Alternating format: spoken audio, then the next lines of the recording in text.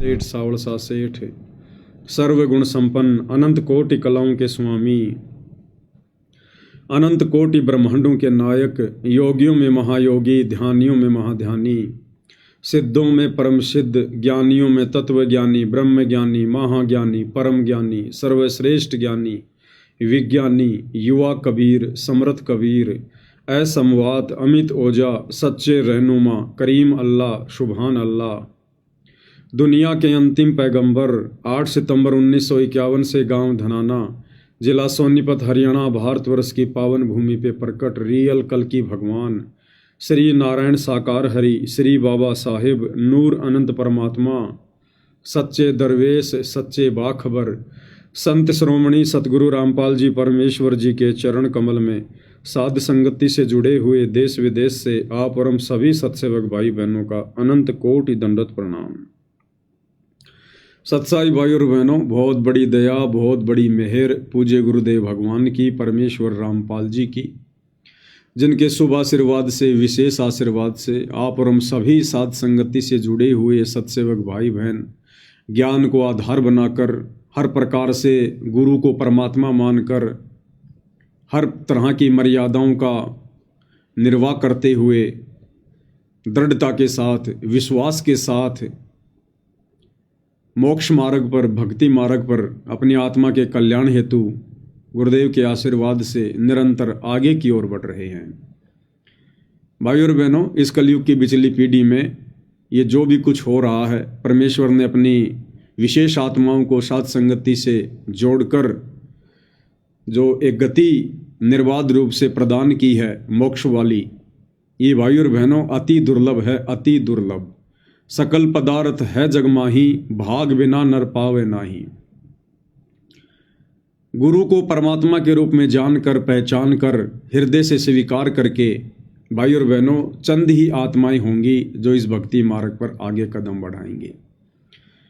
अन्यथा ये पूरा संसार, लगभग 8.5 अरब की जनसंख्या, ये सब गुरु को केवल एक व्यक्ति मान रहे हैं, एक इंसान मान रहे हैं। और परमेश्वर रामपाल जी ने जिन जिन आत्माओं को अपनी शरण में लिया है, वो आत्माएं भी उन जगत वालों से कम नहीं हैं। वो भी अभी तक अपने गुरु को नहीं पहचान पाई हैं, नहीं जान पाई हैं, और जगत वालों की भांति गुरु को मनुष्य ही मान रही हैं, अपने जैसा एक व्यक्ति मान रही हैं, माँ के गर्भ से जन्म लेकर आया हुआ एक इंसान मान रही हैं। और भाई और बहनों, जब तक हमारी ये गलतफहमी दूर नहीं होगी, तब तक हम लाख जन्म भी मोक्ष प्राप्त नहीं कर सकते।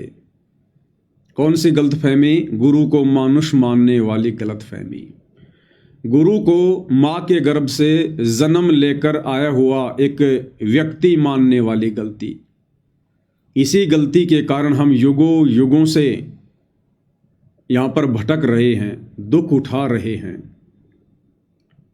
और इसी महाभूल को समझाने के लिए, उसमें सुधार करवाने के लिए स्वयं कबीर परमात्मा सतलोक से चलकर सतगुरु का चोला धारण करके, तत्वदर्शी संत का रोल अदा करके, और फिर तत्व ज्ञान के माध्यम से हमें समझाते हैं कि नालायकों, तुमने करोड़ों कलयुग की बिचली पीढ़ियां इसी प्रकार गुरु को मानुष मानकर बर्बाद कर दी हैं। तुम भी दुखी हो रहे हो और साथ में अपने परमेश्वर को भी दुखी कर रहे हो। तो भाई और बहनों, अब की बार गुरुदेव भगवान ने जो रजा बख्शी है, हालांकि परमेश्वर कोई पक्षपात नहीं करते हैं, परमात्मा तो पूरे विश्व पर ही रजा बख्शते हैं जब वे संत रूप में धरती पर प्रकट होते हैं। लेकिन कुछ आत्मा ऐसी होती हैं जिनके युगों युगों के शुभ संस्कार, भक्ति संस्कार इतने दृढ़ होते हैं, इतने प्रबल होते हैं कि वो आत्माएं झट से अपने गुरु को पहचान लेती हैं, उनके संकेतों को समझने लग जाती हैं और अपनी भूल को सुधारने की दिशा में आगे बढ़ने लगती हैं। तो निसंदेह आज वर्तमान में वो चंद आत्माएं इस पृथ्वी पर, पूरे 21 ब्रह्मांड में साध संगति से जुड़े हुए सत्सेवक भाई बहन हैं, जिन्होंने परमेश्वर रामपाल जी की लाखों की संगत में से कुछ ही समय में, चंद समय में, एक झटके में और ये बात अपने हृदय से स्वीकार कर ली कि हमारे पूज्य गुरुदेव भगवान कोई आम इंसान नहीं है, 21 ब्रह्मांड के कोई जीव नहीं है, कोई प्राणी नहीं है, ये माँ के गर्भ से जन्म लेकर आए हुए कोई इंसान नहीं है, ये स्वयं पूर्ण ब्रह्म परमात्मा है, सत्य पुरुष हैं, परम अक्षर ब्रह्म हैं, सर्वलोकों के रचयिता हैं। और उसके बाद गुरुदेव भगवान फिर भला क्या कमी छोड़ेंगे।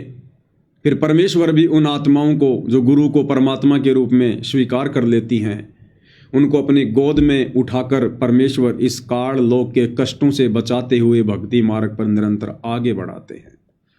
तो निसंदेह भाई और बहनों, सत्सेवकों पर पूज्य गुरुदेव भगवान की विशेष रजा है, विशेष मेहर है, और हमने इस मेहर को इसी प्रकार से बना कर रखना है। अन्यथा भाई और बहनों, जब तक पूर्ण परमात्मा कबीर देव इस आत्मा को मिल नहीं जाता है, और मिलने के बाद जब तक ये आत्मा उनके ज्ञान को भली भांति नहीं स्वीकार कर लेती है, नहीं जान लेती है, तब तक ये आत्मा रुक नहीं सकती है। इस आत्मा को शांति नहीं मिल सकती है। इस आत्मा की भ्रमणा, इस आत्मा का भटकना कभी समाप्त नहीं हो सकता है। ये विषय विकार, ये बुराइयाँ, ये सौपन में भी लाख कोशिशों के बावजूद भी साधक अपने से दूर नहीं कर सकता है, जब तक कि उसको परमात्मा ना मिल जाए, और मिलने के बाद जब तक उसे पूर्णतया उनके विषय में जानकारी ना हो जाए। तो गुरुदेव भगवान एक छोटे से सत्संग के माध्यम से हमें यही समझाना चाह रहे हैं, और इस सत्संग से हमें 2 शिक्षा मिलती हैं। सबसे पहले तो हमें दृढ़ता मिलेगी, हमें विश्वास होगा, क्योंकि गुरुदेव भगवान कह रहे हैं कि बच्चों, ये ऋषि महात्मा सतयुग में, त्रेता में, द्वापर में, जिनकी लाखों वर्ष की उम्र होती थी, हजारों वर्ष की उम्र होती थी, लंबे समय तक वो भगवान की साधना किया करते थे, तपस्या किया करते थे। किस लिए?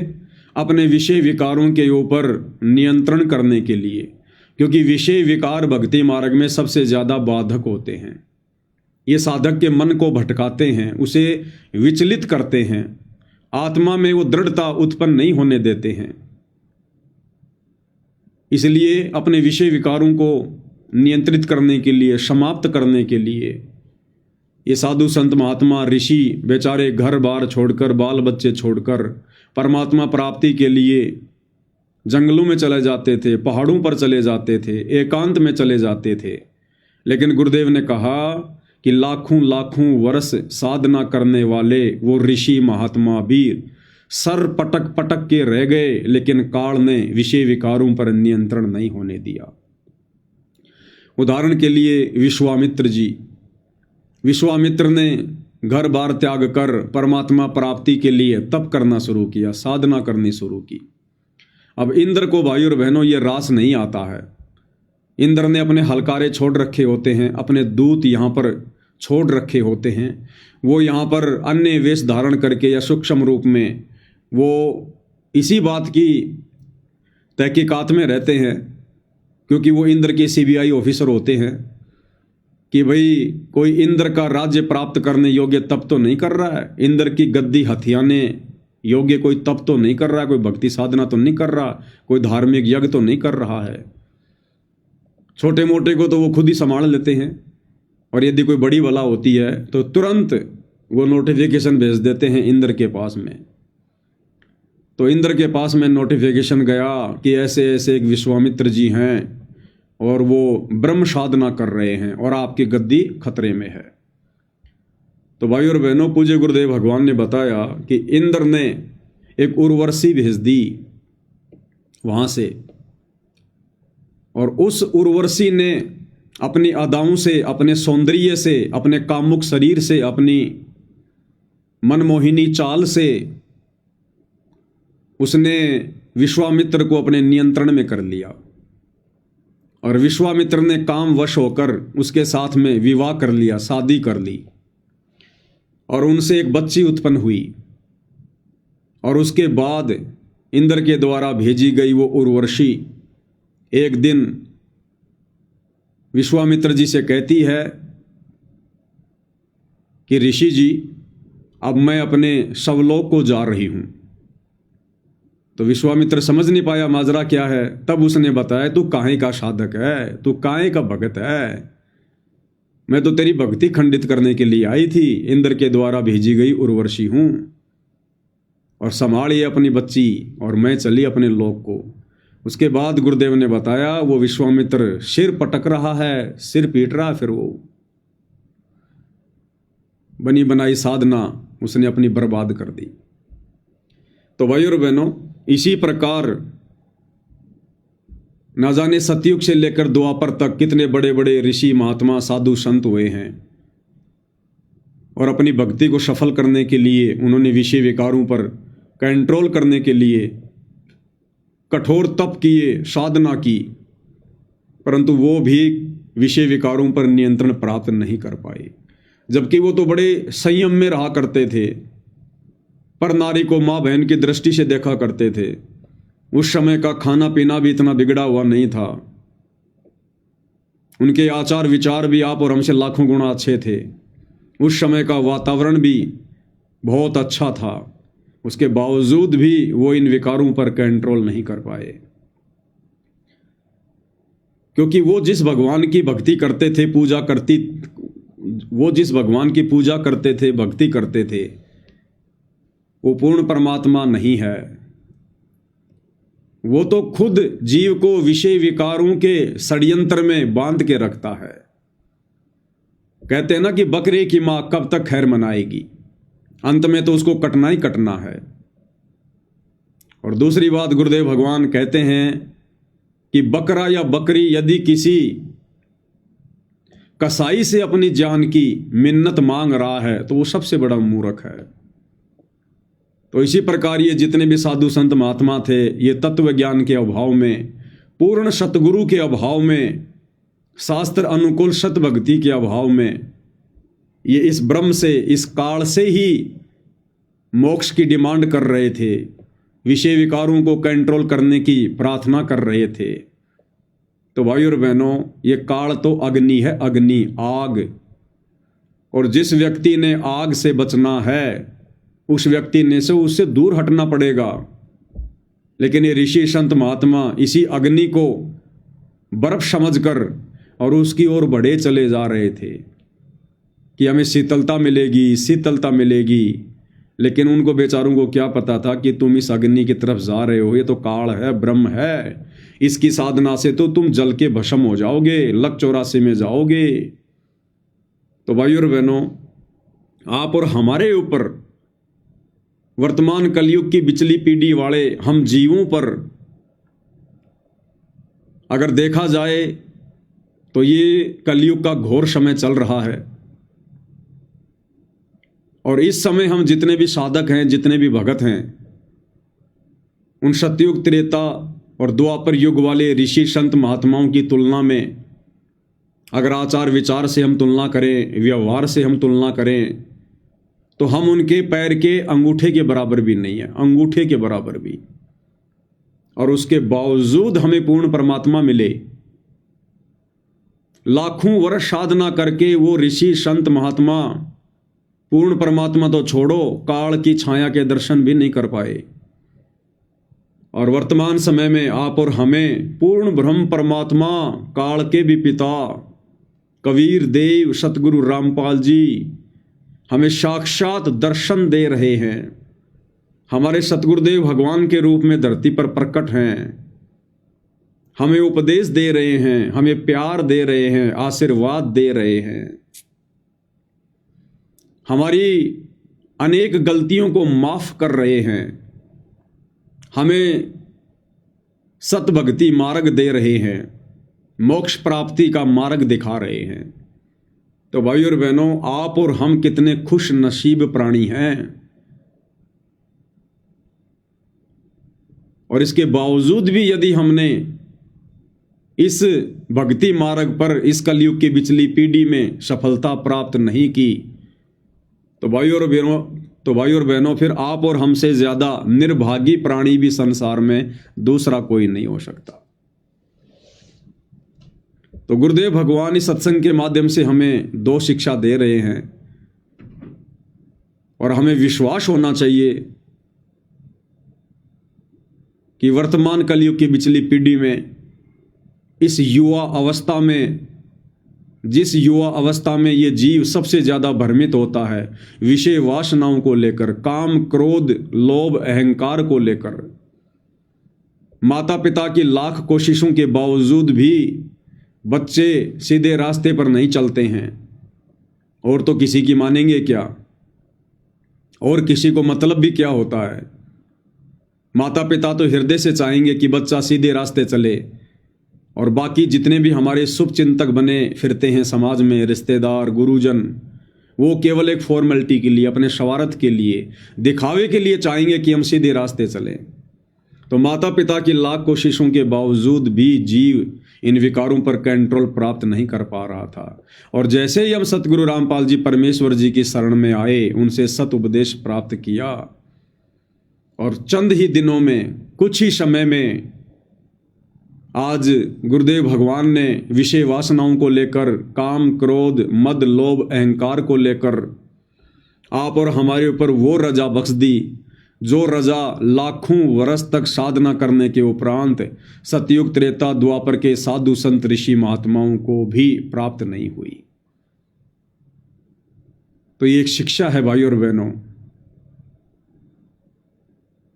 हमारे को विश्वास होना चाहिए कि ये कार्य, ये असंभव कार्य बगैर पूर्ण ब्रह्म परमेश्वर कबीर देव की विशेष रजा के, विशेष आशीर्वाद के संभव नहीं है। तो सतगुरु रामपाल जी परमेश्वर वो परम शक्ति है, परम पिता परमात्मा हैं, जिन्होंने सहज में आप और हम जैसे दो कोटि के जीवों पर ऐसी रजा बख्शी है। उन्होंने मिट्टी को कंचन बना दिया है, सोना बना दिया है। आप और हमारे जैसे विषय विकारी जीवों को भगत बना दिया है, साधक बना दिया है। तो ऐसे परमेश्वर के हम जितने गुण गाएं, जितनी महिमा करें भाई और बहनों, उतना ही कम है, उतना ही कम है। हमारे तो मुंह का थूक सूख जाना चाहिए परमेश्वर के गुण गाते गाते, जो रजा उन्होंने आप और हमारे ऊपर बख्शी है। तो क्या कह रहे हैं गुरुदेव भगवान। एक छोटा सा सत्संग है और दो इसमें शिक्षाएं हैं। पूज्य गुरुदेव भगवान के मुख कमल से सुनते हैं। तो यहाँ सबके ऊपर, प्रत्येक प्राणी पे, चींटी से लेकर हाथी मानव, सबके ऊपर उनका प्रभाव है। तो उससे प्रभावित होकर सभी संतानों उत्पत्ति करते, ये विवश हो गए हैं। बस की बात नहीं, प्राणी कहते कितनी बात बनाओ। ऋषि महर्षियों की कथा सुनाते हैं आपको, ये बड़े बड़े इन्होंने खूब कोशिश की हम इस विकार से बचें, वासना रहित हो जाएं। एक श्रृंगी ऋषि था और वो घर त्याग कर ऋषि परमात्मा पाने के लिए जंगल में चला गया। अब इनको ज्ञान तो था नहीं विचारों को, लेकिन भगवान के लिए आत्मा भटक ही रही है। आप भी भटक रहे हो, कोई कहीं जा रहा था, कोई कहीं जा रहा था। यह आत्मा रुक नहीं सकती जब तक परमात्मा नहीं मिलेगा। इसे क्या कह रहे हैं परमेश्वर। दूसरी शिक्षा, ये आत्मा रुक नहीं सकती जब तक इसको परमात्मा नहीं मिलेगा। तो भाई और बहनों, आज इस विश्व में, पूरी पृथ्वी पर यदि किन्हीं आत्माओं को वो आत्मिक शांति प्राप्त हुई है, यदि कुछ आत्माएं दृढ़ता के साथ, विश्वास के साथ इस शास्त्र अनुकूल सत भक्ति पर लगी हुई हैं, प्रत्येक मर्यादाओं का निर्वाह कर रही हैं, गुरु के प्रत्येक वचन को फॉलो कर रही हैं, तो वो आत्माएं सत्सेवक भाई बहन। तो यदि कोई रुका हुआ है, यदि आत्मा किन्हीं की रुकी है, केवल सत्सेवक भाई बहनों की, क्योंकि हमें पता चल गया कि हमें अब वो परमात्मा मिल गया, वो भगवान हमें मिल गया, जिसकी तड़प में, जिसकी प्राप्ति के लिए हम आत्माएं युगों युगों से भटक रही थी। क्योंकि गुरुदेव भगवान कह रहे कि ये आत्मा रुक नहीं सकती जब तक इसको परमात्मा ना मिल जाए। तो आज इस पूरी पृथ्वी पर यदि किसी को आत्मिक संतुष्टि है, मानसिक संतुष्टि है, आध्यात्मिक संतुष्टि है, तो केवल वो सत्सेवक भाई बहन है। सतगुरु रामपाल जी परमेश्वर जी की लाखों की संगत में जो भाई बहन सतलोक आश्रमों से जुड़े हुए हैं, उन्हें भी मानसिक आध्यात्मिक संतुष्टि नहीं है। वो आत्माएं भी विचलित हैं, भ्रमित हैं, डगमग हैं।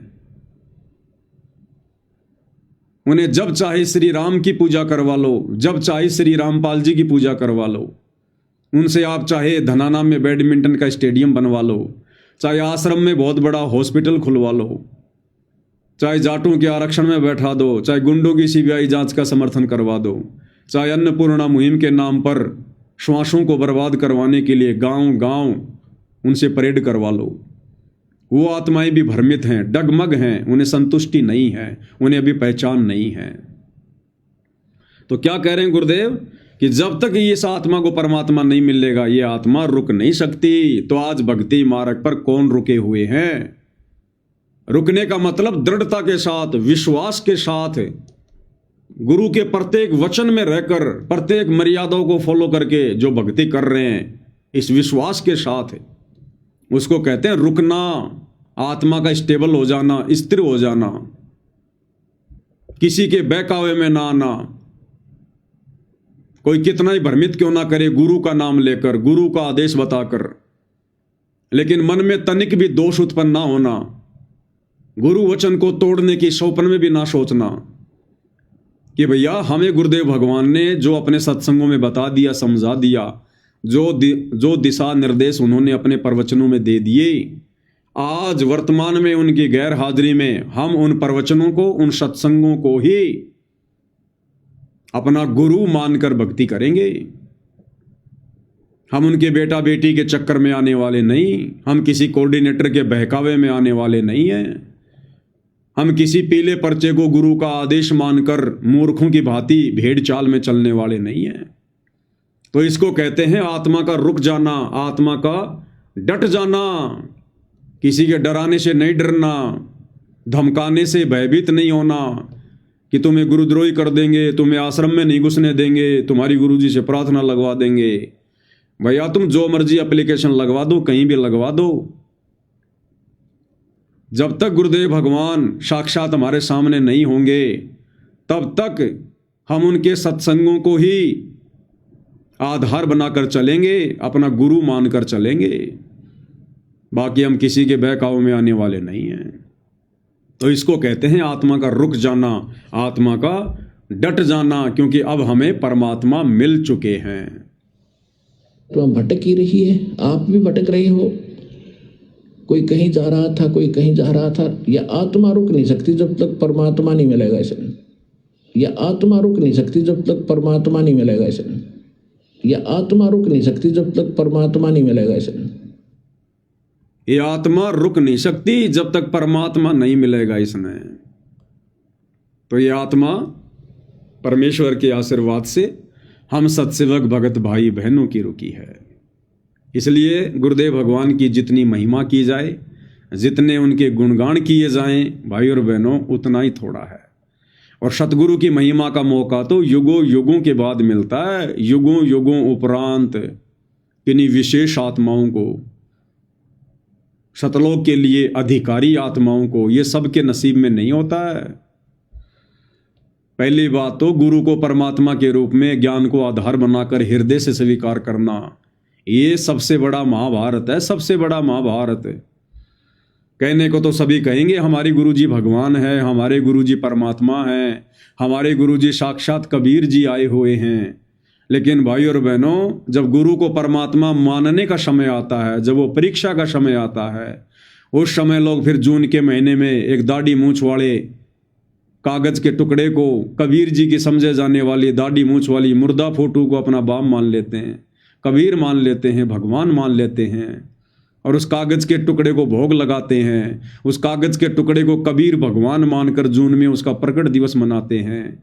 बताओ अब कहाँ गया उनका ज्ञान, जो कहते थे कि हमारे गुरुजी कबीर जी हैं, हमारे गुरुजी परमात्मा हैं, परमेश्वर हैं। बंदी छोड़ सतगुरु रामपाल जी भगवान की जय, जो अपने गुरुजी को भगवान कहते हैं। और जब आता जून का महीना तो एक कागज के टुकड़े नकली कबीर को भगवान मान लेते हैं। तो भाई और बहनों, जुबान से कहना अलग बात है और हृदय से गुरु को परमात्मा स्वीकार करना ये अलग बात है। और गुरुदेव भगवान ने अपने प्रवचनों में, अपने सत्संगों में ये बात हमें समझाने में कोई कमी नहीं छोड़ी, कोई कसर नहीं छोड़ी। देखो, गुरु संकेत ही करेगा। भाई और बहनों,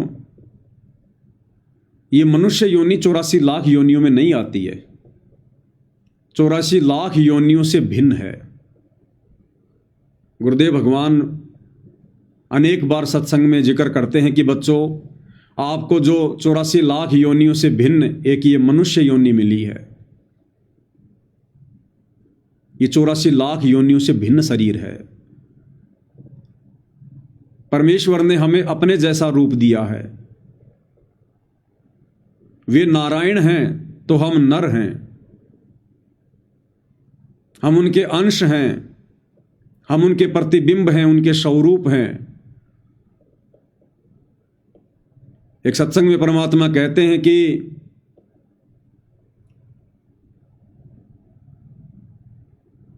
मालिक की वाणी है,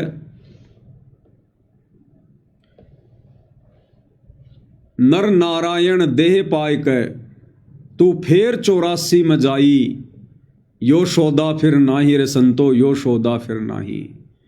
नर नारायण देह पाय के, देह यानी शरीर, यानी नारायण जैसा नर शरीर प्राप्त करके अगर तूने भक्ति नहीं की तो फिर 84 में जाएगा। इसका मतलब ये जो नर देह है, जो मनुष्य शरीर है, ये 84 लाख योनियों से भिन्न है।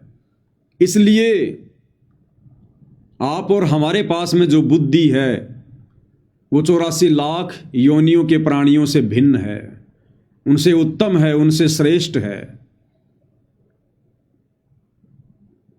जरा सी बुद्धि का ही अंतर है भाई और बहनों, अन्यथा हमारे में यानी मनुष्य में और 84 लाख योनियों के प्राणियों में कोई अंतर नहीं है। जरा सी बुद्धि का अंतर है बस। परमात्मा कहते हैं भक्ति बिना नर और खर एक है। भक्ति यानी ज्ञान, समझ।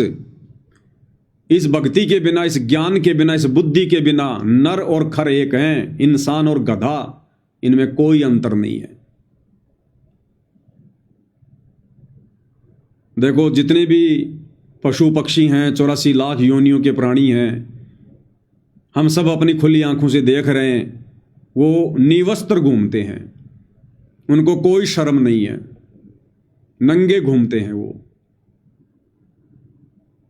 और मनुष्य को परमात्मा ने जरा सी बुद्धि दी, जिस बुद्धि के कारण इसने अपने शरीर को ढकना शुरू कर दिया। अगर ये 500 रुपए के कपड़े ना हों, अगर ये 500 रुपए के वस्त्र ना हों, तो मनुष्य में और जानवरों में कोई अंतर नहीं है। यानी इंसान में और 84 लाख योनियों के प्राणियों में केवल 500 रुपए का अंतर है, केवल 500 रुपए का, जरा सी बुद्धि का। 84 लाख योनियों के प्राणी खुले में सहवास करते हैं, शारीरिक संबंध बनाते हैं।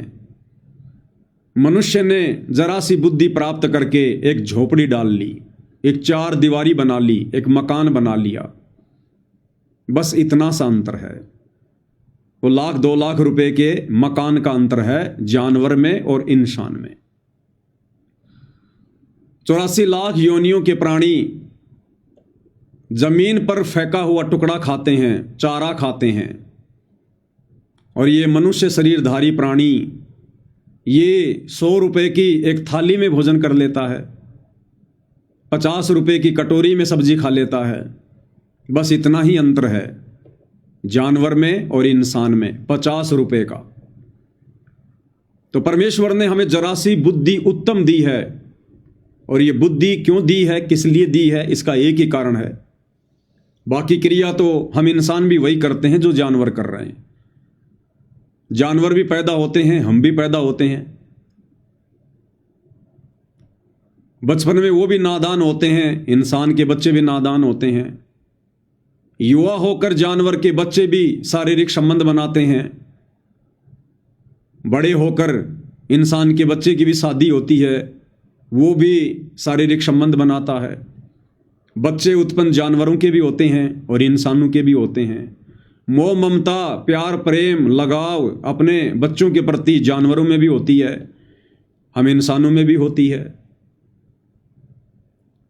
ये हाड़ मांस का शरीर जिसमें टट्टी, पेशाब, लार, थूक भरा हुआ है, ये जानवरों में भी है और ये इंसानों में भी है। राग, द्वेष, ईर्ष्या, ये जानवरों में भी है, इंसानों में भी है। और अंत में किसी न किसी बहाने वो जानवर भी मरते हैं और किसी न किसी बहाने इंसान भी मरता है। और आजकल तो जानवर अच्छी मौत मरते हैं, इंसान दुर्गति से मर रहा है, दुर्गति से। जानवर हॉस्पिटल में सड़ सड़ के नहीं मरता, जानवर कैंसर से नहीं मरता, एड्स से नहीं मरता, किसी बीमारी से नहीं मरता, बहुत कम। और इंसानों को देखो, इंसानों को देखो, हॉस्पिटल की बिल्डिंगों पर बिल्डिंगें बन रही हैं। और हॉस्पिटल वालों ने भी कमाल कर दिया, आजकल धंधा बना लिया, धंधा, बिजनेस। हमारे जो बुजुर्ग थे वो कहा करते थे कि कोर्ट का और हॉस्पिटल का तो भगवान किसी को मुंह भी ना दिखाए। और भाई और बहनों, जब ये होली दीपावली का त्यौहार आता है तो आपको शहरों में क्या देखने को मिलेगा? हॉस्पिटल वाले भी अपनी हॉस्पिटल को चाइनीज लाइटों से दुल्हन की तरह सजाते हैं। अरे वो कोई सजाने की जगह है? अरे हॉस्पिटल कोई सजाने की जगह है क्या? डेकोरेशन करने की जगह है क्या? लेकिन आप दीपावली के दिन देखिएगा, हॉस्पिटल को ऐसे सजाया जाता है चाइनीज लाइटों से। आम व्यक्ति अपने घर को भी नहीं सजाता। इसका मतलब हॉस्पिटल केवल एक व्यवसाय है, एक धंधा है। उन लोगों को किसी के दुख से, दर्द से, तकलीफों से लेना देना नहीं है। उनका बिजनेस अच्छा चल रहा है। वो खुश हैं इस बात से कि दुनिया बीमार हो रही है, दुनिया रोगों से ग्रस्त हो रही है और हमारा धंधा निर्बाध रूप से चल रहा है। अन्यथा वो डॉक्टर भी इंसान है और इंसान को दूसरे के दर्द से, तकलीफ से उसको परिचित होना चाहिए। और उन डॉक्टरों को तो ये दुआ करनी चाहिए भगवान से कि हे परमात्मा, आपने हमें लोगों की सेवा का मौका दिया है। हे परमेश्वर, आप दया बख्शो इस संसार पर, सृष्टि पर। लोगों को सद्बुद्धि दो आप। लोग खाने में जहर मिलाना छोड़ें, यूरिया डालना छोड़ें, पेस्टिसाइड्स का प्रयोग करना छोड़ें, लोग शराब पीना छोड़ें, लोग मांस खाना छोड़ें, नशा करना छोड़ें और दुनिया बीमार ना हो, दुनिया को कोई तकलीफ ना हो। लेकिन वो ये सोचते हैं कि बस इसी प्रकार से दुनिया बीमार होती रहे और हमारा धंधा निर्बाध रूप से चलता रहे। क्योंकि उनके द्वारा हॉस्पिटलों को दुल्हन की तरह सजाना ये इस बात का प्रतीक है कि वो कितने खुश हैं जब उनके हॉस्पिटल में मरीज आते हैं। सभी तो नहीं होते, लेकिन ज्यादातर आज ऐसा ही हो गया। तो भाई और बहनों, अब आने वाले समय में परमात्मा वो समस्या भी दूर कर देंगे इन डॉक्टरों की, इन हॉस्पिटल वालों की, क्योंकि आने वाला समय सतयुग का है। 2028 युग परिवर्तन का समय है। उसके बाद धीरे धीरे धीरे धीरे सतयुग से भी उत्तम समय आएगा। लोगों का खान पान सुधरेगा, लोगों के विचार सुधरेंगे, लड़ाई झगड़े समाप्त हो जाएंगे, ना कोई किसी का सिर फोड़ेगा, ना कोई किसी का हाथ काटेगा, ना किसी को हॉस्पिटल में जाना पड़ेगा। सब लोग भक्ति करेंगे, भक्ति करने से उनके पुण्य बढ़ेंगे, संस्कार मजबूत होंगे, और जब पुण्य बढ़ेंगे, संस्कार मजबूत होंगे तो बीमारियां भी घटेंगी और धीरे धीरे परमात्मा उन डॉक्टरों की भी सुनेगा। सतयुग से भी अच्छा माहौल आएगा। तो वर्तमान में उसी प्रोसीजर पर धीरे धीरे ये पूरा विश्व चल रहा है। तो जो प्रसंग चल रहा था भाई और बहनों, कि गुरु को परमेश्वर माने बिना, गुरु को परमात्मा माने बिना हृदय से आप और हमारी ये जन्म और मरण वाली समस्या कभी भी सॉल्व नहीं हो सकती। और ये गुरु को परमेश्वर मानने वाली जो प्रोसीजर है भाई और बहनों, ये केवल कलयुग की बिचली पीढ़ी में ही खत्म होती है, सॉल्व होती है। और सबकी नहीं होती है, जो भगवान आत्मा होती है केवल उन्हीं की होती है। क्योंकि सतगुरु केवल संकेत करेगा, सतगुरु खुल के नहीं बताएगा वे कौन हैं, केवल संकेत करेंगे। इसीलिए तो हमें मनुष्य जन्म दिया है, ये विशेष बुद्धि प्रदान की है ताकि हम विचार कर सकें, चिंतन मनन कर सकें, गुरु के प्रवचनों पर मंथन कर सकें कि गुरु अपने प्रवचनों में कहना क्या चाहते हैं, हमें समझाना क्या चाहते हैं, हमारे दिमाग में क्या बात डालना चाहते हैं। तो आपको ऐसा ही एक अनमोल छोटा सा सत्संग पूज्य गुरुदेव परमेश्वर रामपाल जी का सुनाते हैं, जिसमें परमात्मा ने संकेत ही संकेत में सतगुरु के विषय में बताया है कि सतगुरु कौन होता है, सतगुरु की क्या परिभाषा होती है। क्योंकि अंतर्यामी सतगुरु रामपाल जी परमेश्वर इस बात से भली भांति परिचित हैं कि मेरे सामने बैठकर मेरे से उपदेश लेकर मेरे फॉलोअर जो मुझे सतगुरु कहकर संबोधित कर रहे हैं, हमारे सतगुरुदेव जी, सतगुरु रामपाल जी, सतगुरु रामपाल जी महाराज, तो जो सतगुरु की उपमा लगा रहे हैं ये केवल देखा देखी में लगा रहे हैं। इन्हें अभी सतगुरु की परिभाषा का ज्ञान नहीं है, ये अभी सतगुरु से परिचित नहीं है कि सतगुरु कौन शक्ति है, सतगुरु होता कौन है। तो ये बहुत ही पुराना सत्संग है भाइयों और बहनों, सन 2000 के आसपास का। परमेश्वर राजस्थान में आए थे और राजस्थान के लोगों ने परमेश्वर को सम्मान देते हुए उनको साफा भेंट किया। राजस्थान में जो पगड़ी होती है, जो साफा होता है, वो लाल कलर का साफा पूज्य गुरुदेव भगवान को अपने परमेश्वर को पहनाया। क्योंकि एक परंपरा होती है, जब भी कोई ऐसा धार्मिक कार्यक्रम होता है तो हर क्षेत्र के लोग जो भी वहाँ की कोई विशेष वस्तु होती है, कोई पहनावा होता है, वो सामने वाले को जरूर भेंट करते हैं सम्मान की दृष्टि से। और परमेश्वर रामपाल जी के अलावा तो सम्मान ग्रहण करने वाला इस संसार में दूसरा कोई है ही नहीं। इस पगड़ी के अधिकारी परमेश्वर रामपाल जी के अलावा कोई दूसरे सृष्टि में नहीं है, संसार में नहीं है कोई। तो राजस्थान में सत्संग करते हुए पूज्य गुरुदेव भगवान ने कबीर जी की वाणियों का हवाला देते हुए और क्या वाणी कही कि कबीर निबल सबल को जान के नाम धर्या जगदीश, कहे कबीर जन्मे नहीं, कहे कबीर जन्मे मरे ताही धरूं नहीं शीस। कबीर जी क्या कह रहे हैं अपनी वाणी में कि निबल सबल को जान के नाम धर्या जगदीश। ये दुनिया ने तो ऐसे ही इन देवी देवताओं के नाम धर लिए, जगदीश, जगत के ईश, आध्यात्मिक ज्ञान के बिना, तत्व ज्ञान के बिना। अब कबीर जी क्या कह रहे हैं, कहे कबीर जन्मे मरे ताही धरूं नहीं शीस। कहते हैं भले तुम कितना ही किसी को जगदीश कहो, चाहे ब्रह्मा को, चाहे विष्णु को, चाहे महेश को, किसी को भी, कबीर जी कहते हैं मैं तो उसको अपना शीश अर्पित करूंगा, मैं तो उसको अपना पूज्य मानूंगा जो जन्म और मरण से दूर होगा। कहे कबीर जन्मे मरे ताही धरूं नहीं शीस।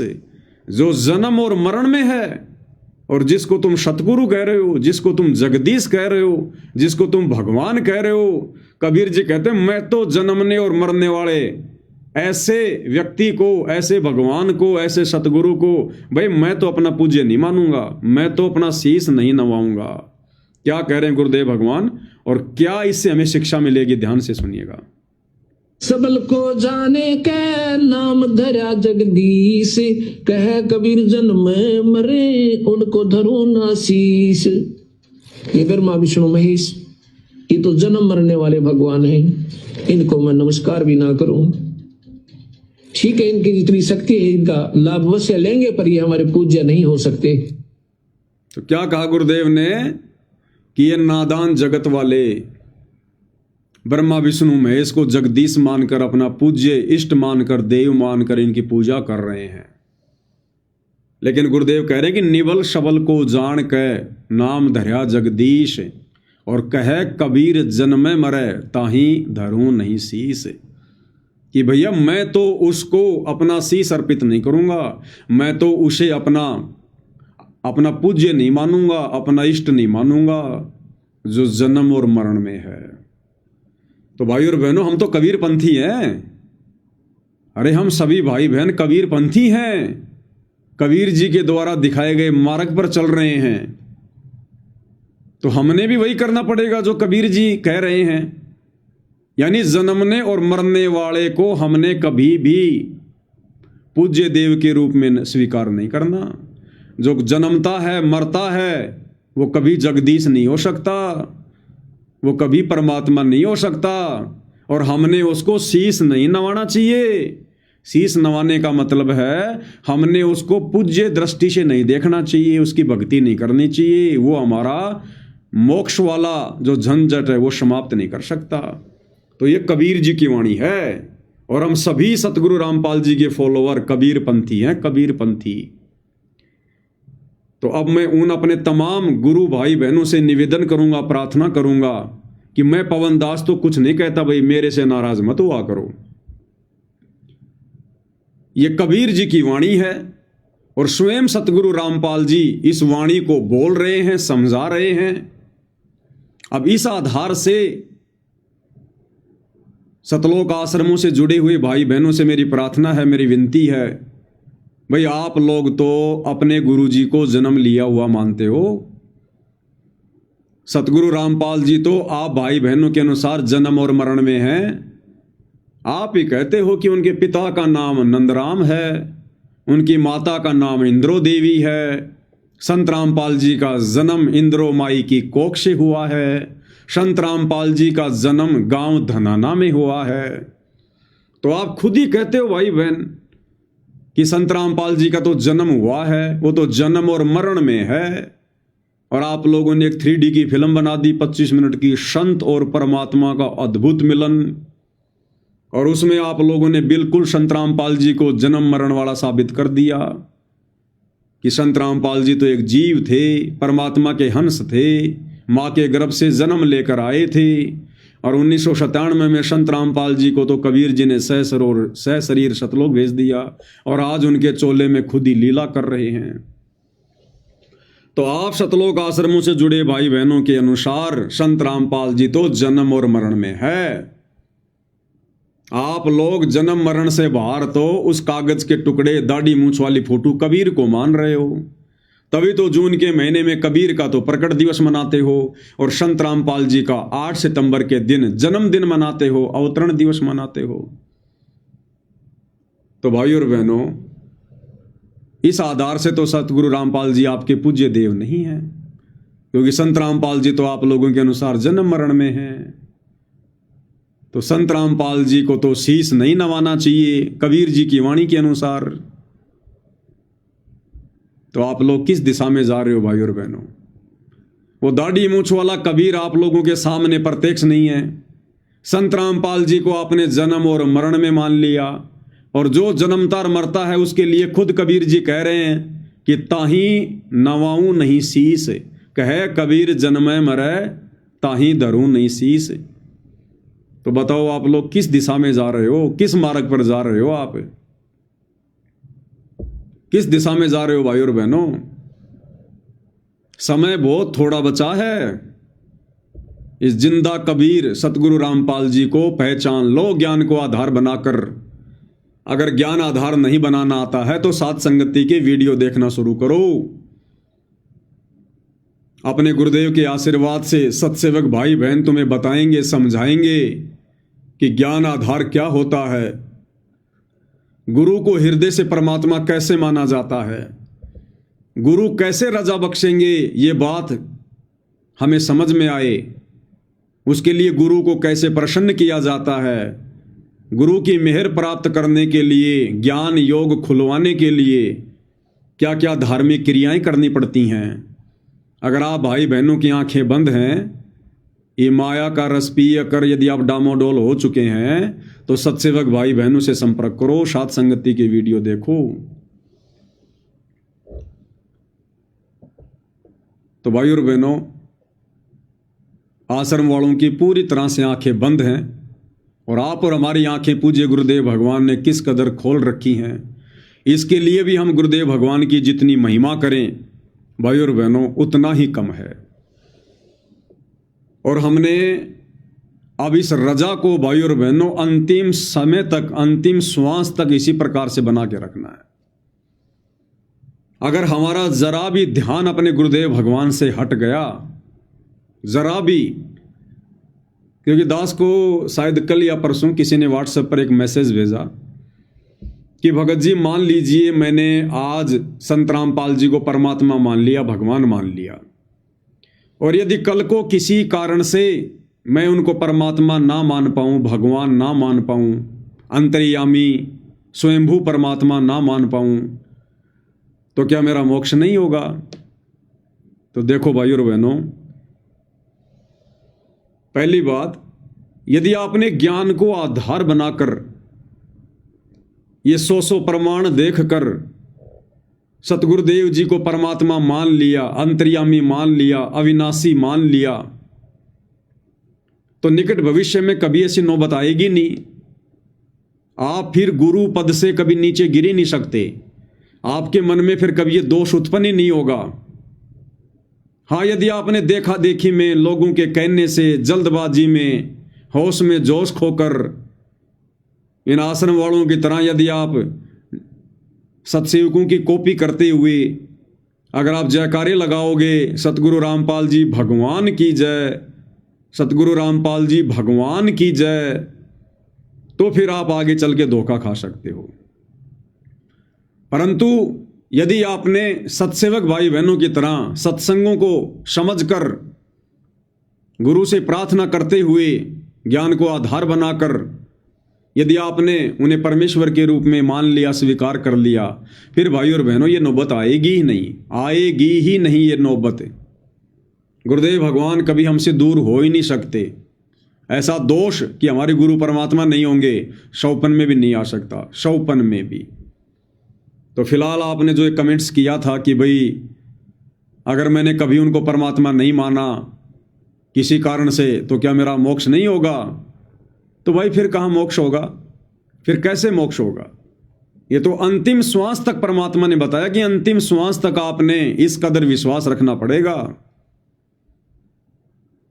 तब जाकर हमारी ये बात बनेगी, हमारी समस्या का समाधान होगा।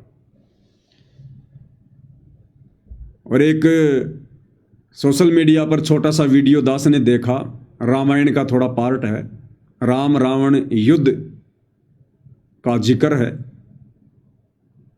चूंकि भाई और बहनों अब हम परमेश्वर के तत्व ज्ञान से परिचित होते जा रहे हैं, हमें गुरुदेव भगवान ने दुनिया का सर्वश्रेष्ठ ज्ञान, तत्व ज्ञान दिया है। दुनिया वालों से भिन्न हमारे आचार विचार हो गए हैं, हमारा सोचने का तरीका हो गया है। क्योंकि जब इंसान की भक्ति चेंज होती है तो उसके विचार भी चेंज होते हैं। जब इंसान का खान पान चेंज होता है तो उसके विचार भी चेंज होते हैं। जब इंसान की संगति चेंज होती है तो उसके विचार भी चेंज होते हैं। तो ऐसा कोई भी वीडियो हमारे सामने आता है और उस वीडियो में जो सार होता है, जो मूल होता है, मूल सार निष्कर्ष, वो हम सत्सेवक भाई बहन तुरंत कैच कर लेते हैं, तुरंत पकड़ लेते हैं, तुरंत झटके से। इसमें क्या शिक्षा है? क्योंकि अब हमें निष्कर्ष निकालना आ चुका है गुरुदेव के आशीर्वाद से। तो एक छोटा सा वीडियो दास ने देखा जिसमें राम रावण युद्ध चल रहा है। ये लंकापति रावण है आपके सामने। अब कई बार क्या होता है भाई और बहनों, कुछ इस प्रकार के वीडियो जब हम लाइव में चला देते हैं तो लाइव वीडियो बंद भी हो जाता है, कोई कॉपीराइट वगैरह लग जाती है, वो वीडियो डिलीट हो जाता है। तो ऐसे कोई नौबत आ जाए तो कोई दिक्कत नहीं है, ये रिकॉर्ड हो जाएगा और जब दोबारा से इसका वीडियो डालेंगे वो आपको सुनने को मिल जाएगा। तो ये राम रावण युद्ध के समय की घटना है और दशरथ पुत्र श्री रामचंद्र काफी समय से रावण के साथ युद्ध करते हुए उन्हें मारने का प्रयास कर रहे थे, लेकिन रावण मर नहीं रहा था। बार बार श्री रामचंद्र जी तीर मारकर उनके शीश काट रहे थे, लेकिन रावण के पास में सिद्धियां थी, वापस उनका शीश उनके धड़ पर जुड़ जाता था। अब सारे देव देवता भाई और बहनों भयभीत थे, पूरे के पूरे देव देवता भयभीत, पसीने छूट रहे थे, सब देख रहे थे टकटकी लगा के ऊपर से कि भाई ये राक्षस मरेगा या नहीं मरेगा, ये राक्षस मरेगा या नहीं मरेगा। अब बहुत सारे भाई बहनों को शंका हो जाएगी यहां पर कि हमने तो सुना है कि 33 करोड़ देवी देवता रावण ने जेल में डाल रखे थे और उन 33 करोड़ देवी देवताओं को छुटवाने के लिए ही रामचंद्र जी रावण के साथ युद्ध कर रहे थे। तो फिर ऊपर से कौन से 33 करोड़ देवी देवता देख रहे थे? ये सब झूठी बातें हैं। नहीं भाई और बहनों, झूठा कुछ भी नहीं है। देखो, रावण ने अपनी सिद्धि शक्ति से और देवताओं के राजा इंद्र को हराकर और सभी देवी देवताओं को अपने बंद में, अपनी जेल में डाल दिया था। अब ऊपर क्या है भाई और बहनों? ये पद हैं, ये पोस्ट हैं, ये 33 करोड़ देव पद हैं ये। और जैसे यहां पर अगर कोई विधायक, कोई एमएलए, कोई मंत्री, कोई मुख्यमंत्री यदि कोई घोटाला कर देता है, कोई भ्रष्टाचार कर देता है, तो देश के संविधान के अनुसार उसको जेल में डाल दिया जाता है। अब वो मुख्यमंत्री तो जेल में चला गया। अब पीछे से कोई कहे भैया फिर उस केंद्र को कौन चला रहा है, उस राज्य को कौन चला रहा है? वो मुख्यमंत्री तो जेल में डाल दिया गया। फिर तुम कह रहे हो कि वहां का मुख्यमंत्री, फिर दूसरा मुख्यमंत्री कौन आ गया?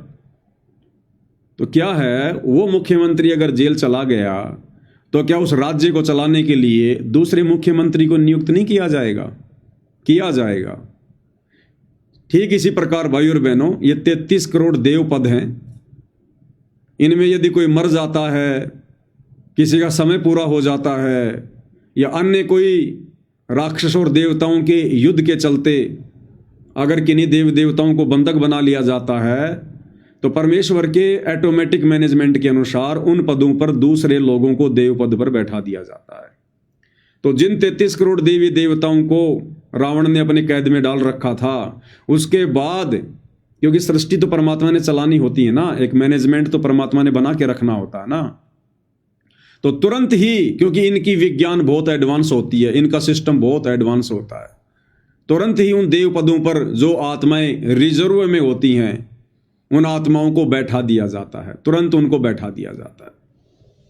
तो ऊपर से ये 33 करोड़ देवी देवता सारे के सारे टकटकी लगाकर देख रहे थे कि हे भगवान, अगर ये रावण नहीं मरा और अगर रामचंद्र जी पर भी इसने विजय प्राप्त कर ली, तो हम जो नए नए देव पद पर बैठे हैं 33 करोड़, हमें भी ये जेल में डालेगा। तो सारे के सारे बेचारे भयभीत हो रहे थे, पसीने छूट रहे थे उनके। और इसी चिंता में सारे के सारे एकत्रित होकर वार्तालाप करने लगे और किसी से पूछने लगे कि भाई ये हो क्या रहा है?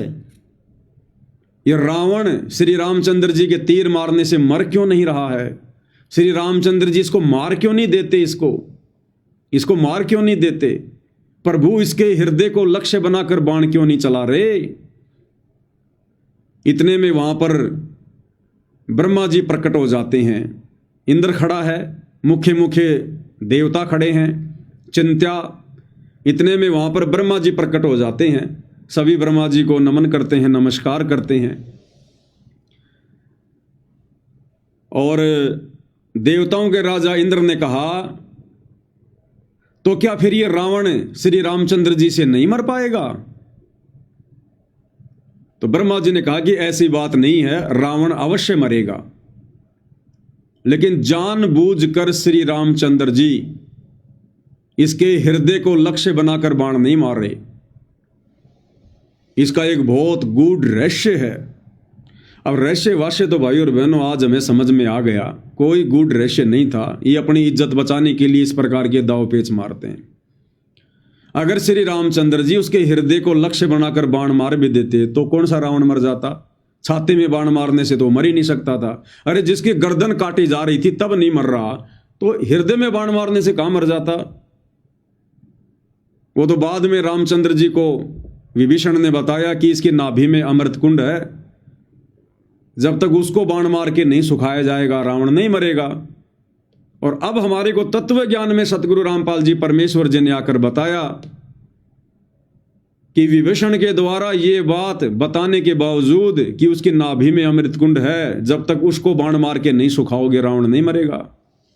श्री रामचंद्र, दशरथ पुत्र श्री रामचंद्र, विष्णु अवतार श्री रामचंद्र 6 महीने तक निशाना लगाते रहे, लाखों बाण बर्बाद कर दिए, लेकिन रावण की नाभि में निशाना नहीं मार पा रहा था। ये बात अब सतगुरु रामपाल जी परमेश्वर जी ने आकर बताई हमारी आंखें खोली गुरुदेव भगवान ने। एक बार गुरुदेव भगवान के मुख कमल से सुनते हैं, क्योंकि नए नए भगत भाई बहन बहुत जुड़ते हैं। और फिर ये भी कहा परमात्मा ने कि हमने ही रावण को मारा। काफी दिन हो गए थे युद्ध होते ने, रावण श्री रामचंद्र जी पर मरा नहीं था। तब परमेश्वर कहते हमने ही उसे राम को के माध्यम से, यानी अपनी उसका हमने तीर ठोका उसका, और मारता दिखा श्री राम, निशाना हमने साधा था उसका, तब वो रावण मरा था। क्या बताते हैं, हम ही रावण मार लंका पर करी चढ़ाई, हम ही 10 सिर मार देवतन की बंद छुटाई, हम ही राम रहीम करीम पूर्ण करतारा, हम ही बांधे सेतु चढ़े संग पद्म 18। हमने ही उस सेतु यानी पुल को हमने ही बांधा था अपनी शक्ति से।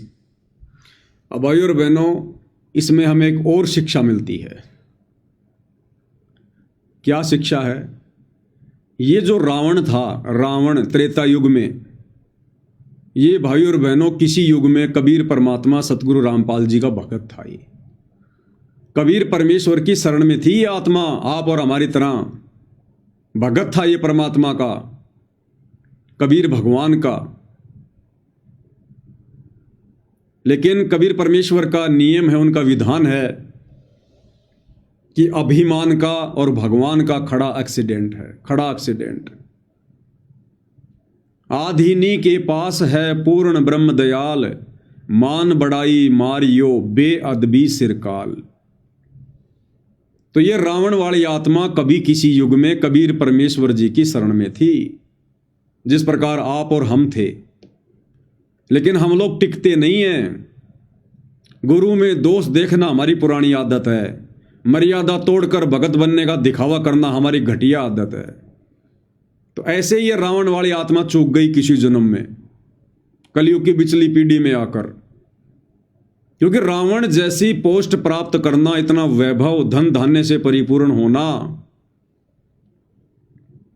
यह कलयुग की बिचली पीढ़ी वाली भक्ति से ही संभव है। इस भक्ति धन के प्रतिफल में ही ब्रह्मा विष्णु महेश बनते हैं, 33 करोड़ देवपद प्राप्त होते हैं, बड़े बड़े राजा महाराजा बनते हैं। तो जिस प्रकार आज आप और हमें मौका मिला है, चांस मिला है कलयुग की बिचली पीढ़ी में भक्ति धन जमा करने का, ऐसे इस रावण वाली आत्मा को भी कभी किसी जन्म में कबीर परमात्मा सतगुरु रामपाल जी की शरण में आने का मौका मिला था। लेकिन ये चूक गया सतनाम लेकर या सारनाम लेकर। तो भक्ति धन इसका ढेरों जमा हो गया और मोक्ष हो नहीं पाया। ये आत्मा काल के हत्थे चढ़ गई। और देखो फिर आगे चलकर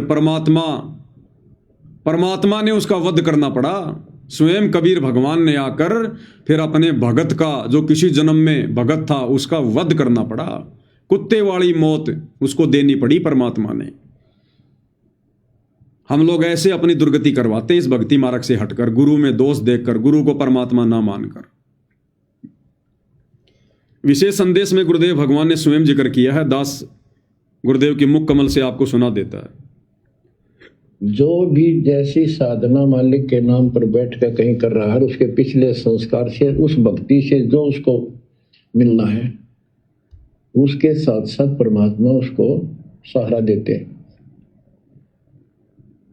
जैसे रावण ने सिर काट दिया शिव जी के निमित्त, तो भगवान के नाम काटा उसने, और भगवान की खोज में निकला था।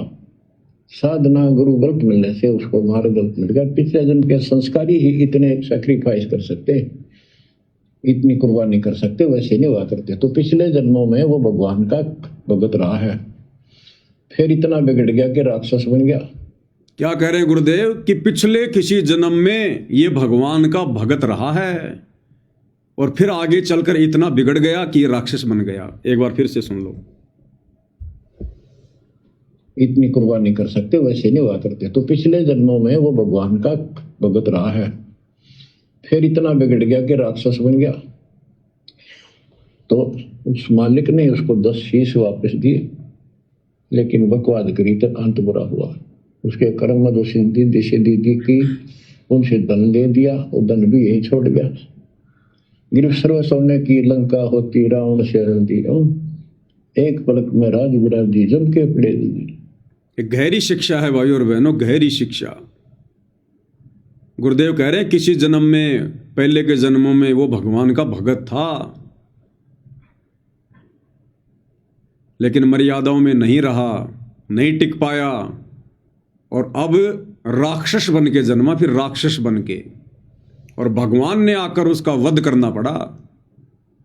इतनी भक्ति कमाई थी उसके पास में, इतनी रिद्धि सिद्धियां थी उसके पास में, ऐसी कठोर तपस्या करी उसने शंकर भगवान को अपना इष्ट मानकर, 10 बार अपना शीश काटकर चढ़ा दिया अपने इष्ट के चरणों में। गुरुदेव भगवान कहते हैं कि वर्तमान में हम आत्माएं भी इतना सैक्रिफाई नहीं कर सकती, इतना बलिदान नहीं कर सकते जितना रावण ने किया। लेकिन देख लो फिर भी क्या दुर्गति हुई है।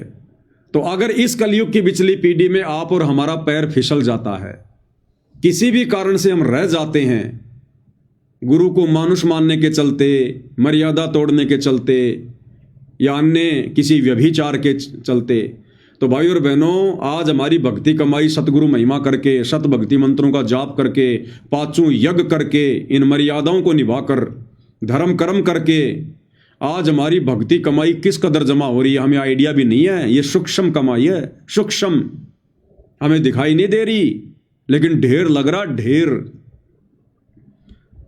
और फिर परमात्मा ने भक्ति हमें देनी पड़ेगी, ये कमाई हमें देनी पड़ेगी। साई भकना राक्षसी जब मांगो तब दे। फिर हम भी ना जाने कैसी कैसी पोस्ट प्राप्त करेंगे, बड़े बड़े राजा महाराजा बनेंगे, चक्रवर्ती राजा बनेंगे, ब्रह्मा विष्णु महेश बनेंगे, और रावण जैसे बनकर, कंस जैसे बनकर, हिरण्यकश्यप जैसे बनकर फिर हम भगवान के सिर में दर्द भी करेंगे, और फिर हम कुत्ते वाली मौत भी मरेंगे भगवान के हाथों। तो ये सारे उदाहरण हमें आज क्यों दिए जा रहे हैं, क्यों समझाए जा रहे हैं?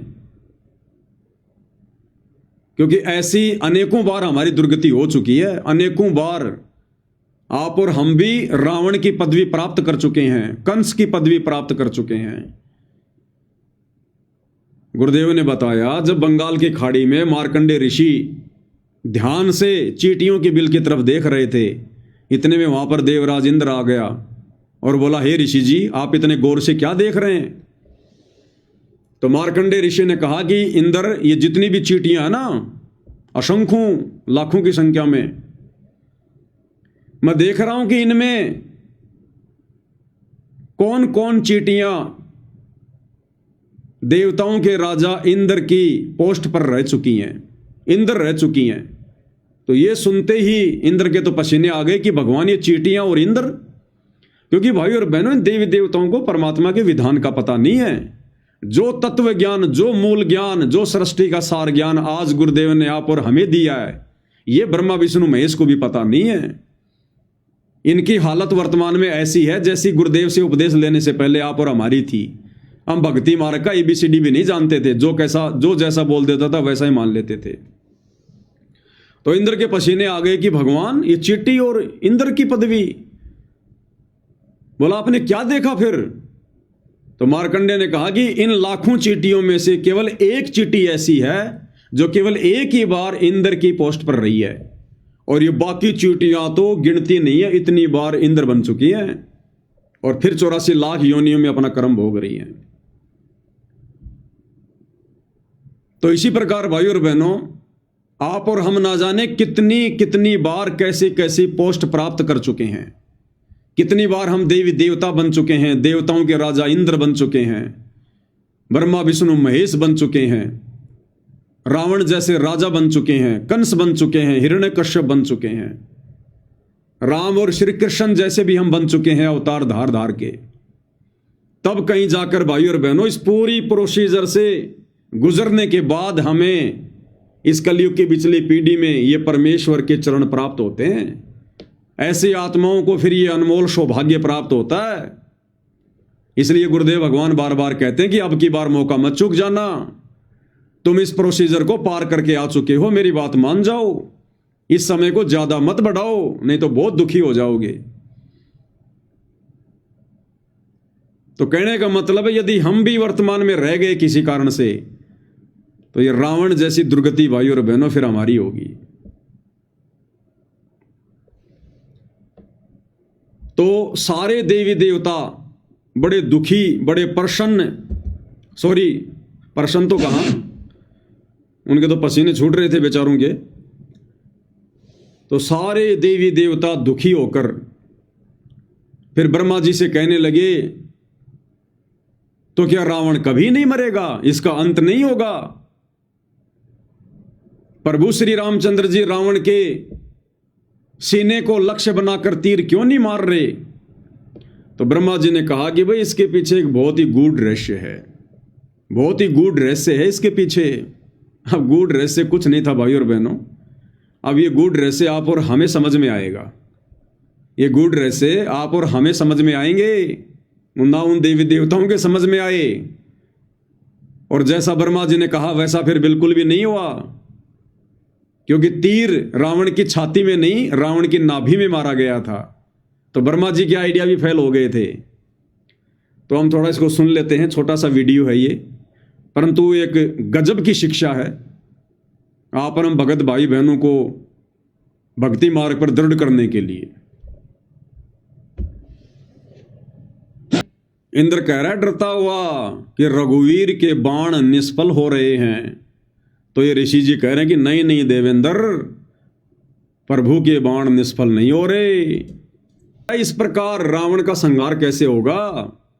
प्रभु श्री रामचंद्र जी रावण के सीने को लक्ष्य बनाकर, टारगेट बनाकर बाण क्यों नहीं मार रहे? अभी इतने में ब्रह्मा जी आ जाते हैं और कहते हैं भाई बहुत बड़ा गूढ़ रहस्य है, क्यों नहीं मारेंगे बाण? हालांकि कहानी ऐसी नहीं है भाई और बहनों, ये तो मिर्च मसाला लगा के ये टीवी चैनल वाले पेश कर देते हैं इनकी इज्जत बचाने के लिए। तो ब्रह्मा जी क्या कह रहे हैं कि श्री रामचंद्र रावण के सीने को लक्ष्य बनाकर तीर नहीं चलाएंगे। क्यों? क्योंकि रावण के हृदय में सीता बैठी हुई है, कि वो तो विषय वासनाओं का पुजारी था। इसी मकसद से तो सीता को लेकर आया था अपनी रानी बनाने के लिए। तो क्या कह रहे हैं ब्रह्मा जी कि श्री रामचंद्र जी इसलिए तीर नहीं मार रहे क्योंकि वे अंतर्यामी हैं। उनको पता है कि रावण के हृदय में सीता समाई हुई है, सीता बैठी हुई है। रावण सीता पर आसक्त है,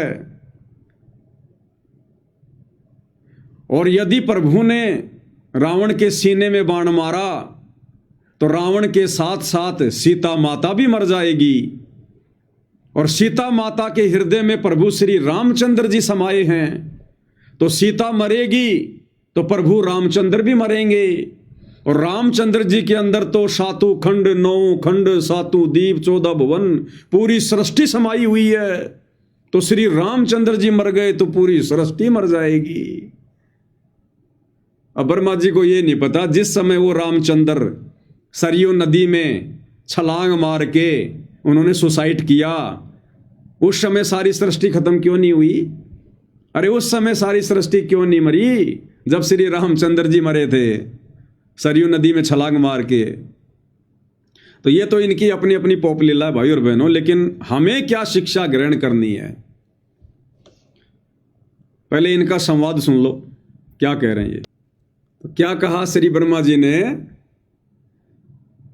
जब देवराज इंद्र बहुत ज्यादा दुखी हो गया तो क्या इस प्रकार रावण नहीं मरेगा? तब ब्रह्मा जी ने कहा कि ऐसी बात नहीं है। जानबूझकर श्री रामचंद्र जी रावण के सीने को लक्ष्य बनाकर बाण नहीं मार रहे, उनका वध नहीं कर रहे। क्यों?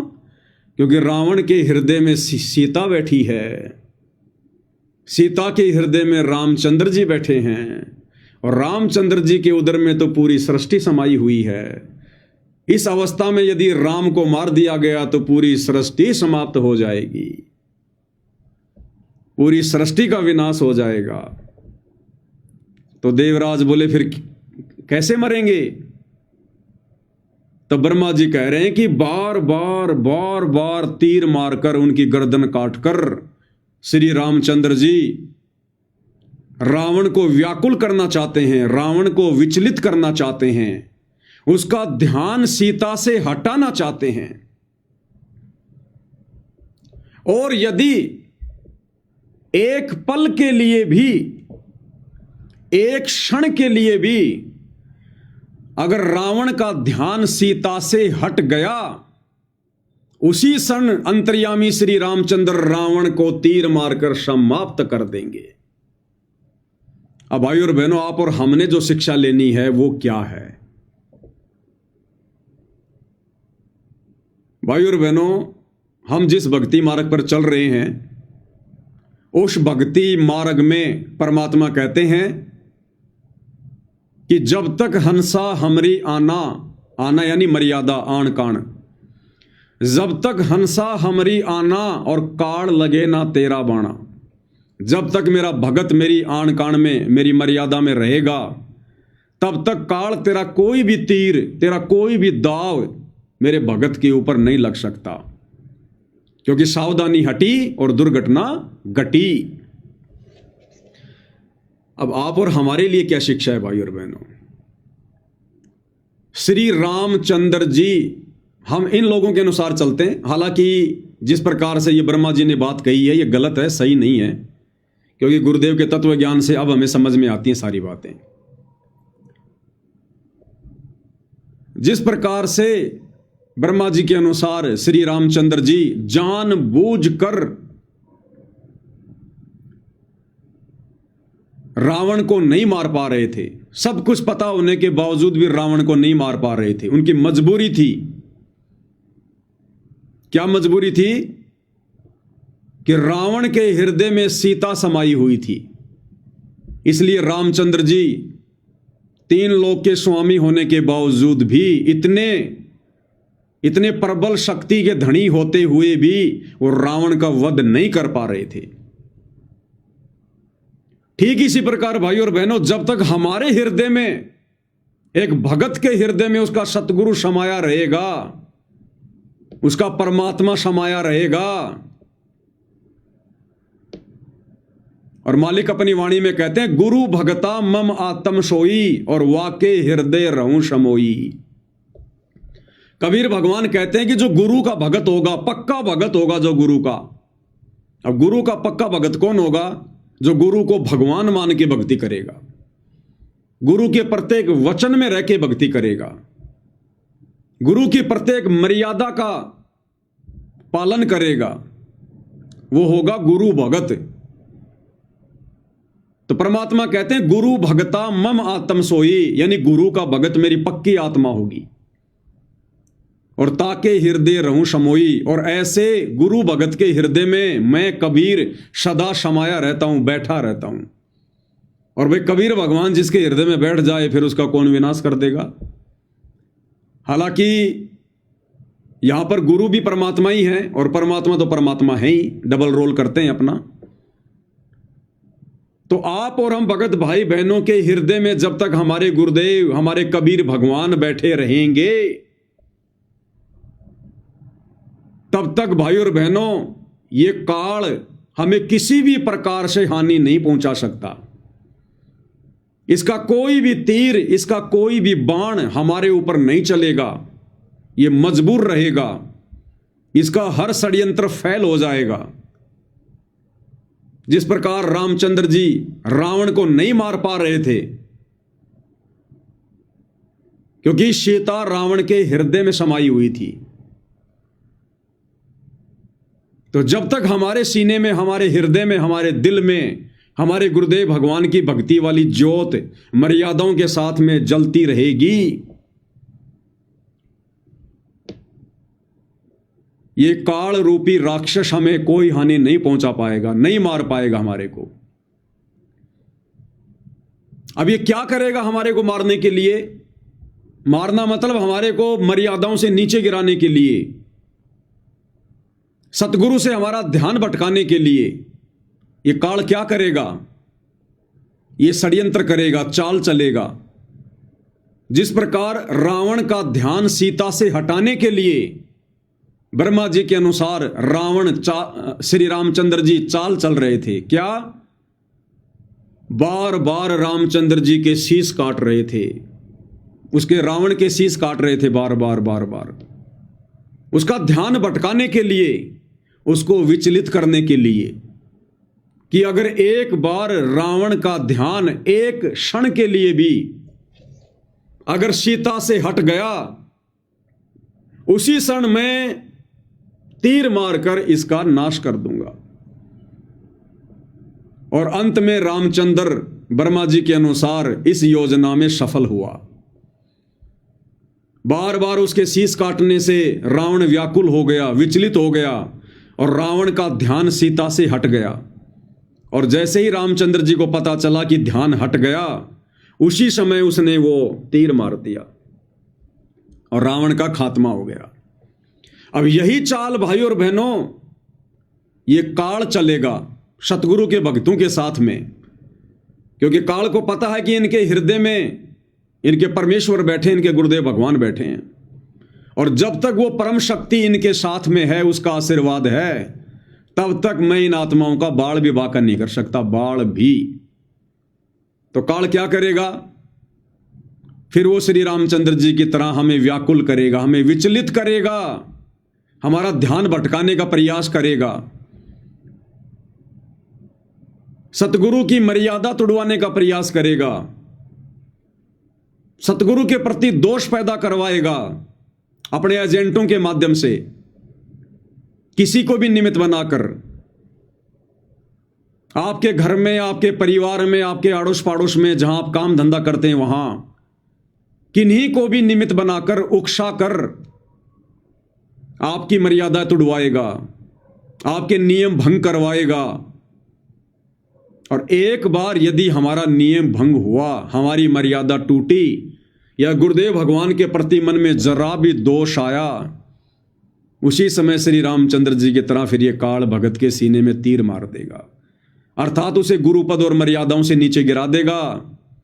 और एक बार भाई और बहनों, भगत गुरुपद और मर्यादाओं से नीचे गिरा, उसके बाद भले वो पूरी जिंदगी भक्ति करता रहे, उसको गुरु स्वीकार नहीं करेगा और अंत में फिर 84 लाख में जाके गिरेगा, फिर वो काल का भोजन बनेगा। तो एक सत्संग में पूज्य गुरुदेव भगवान ने भी हमें यही बताया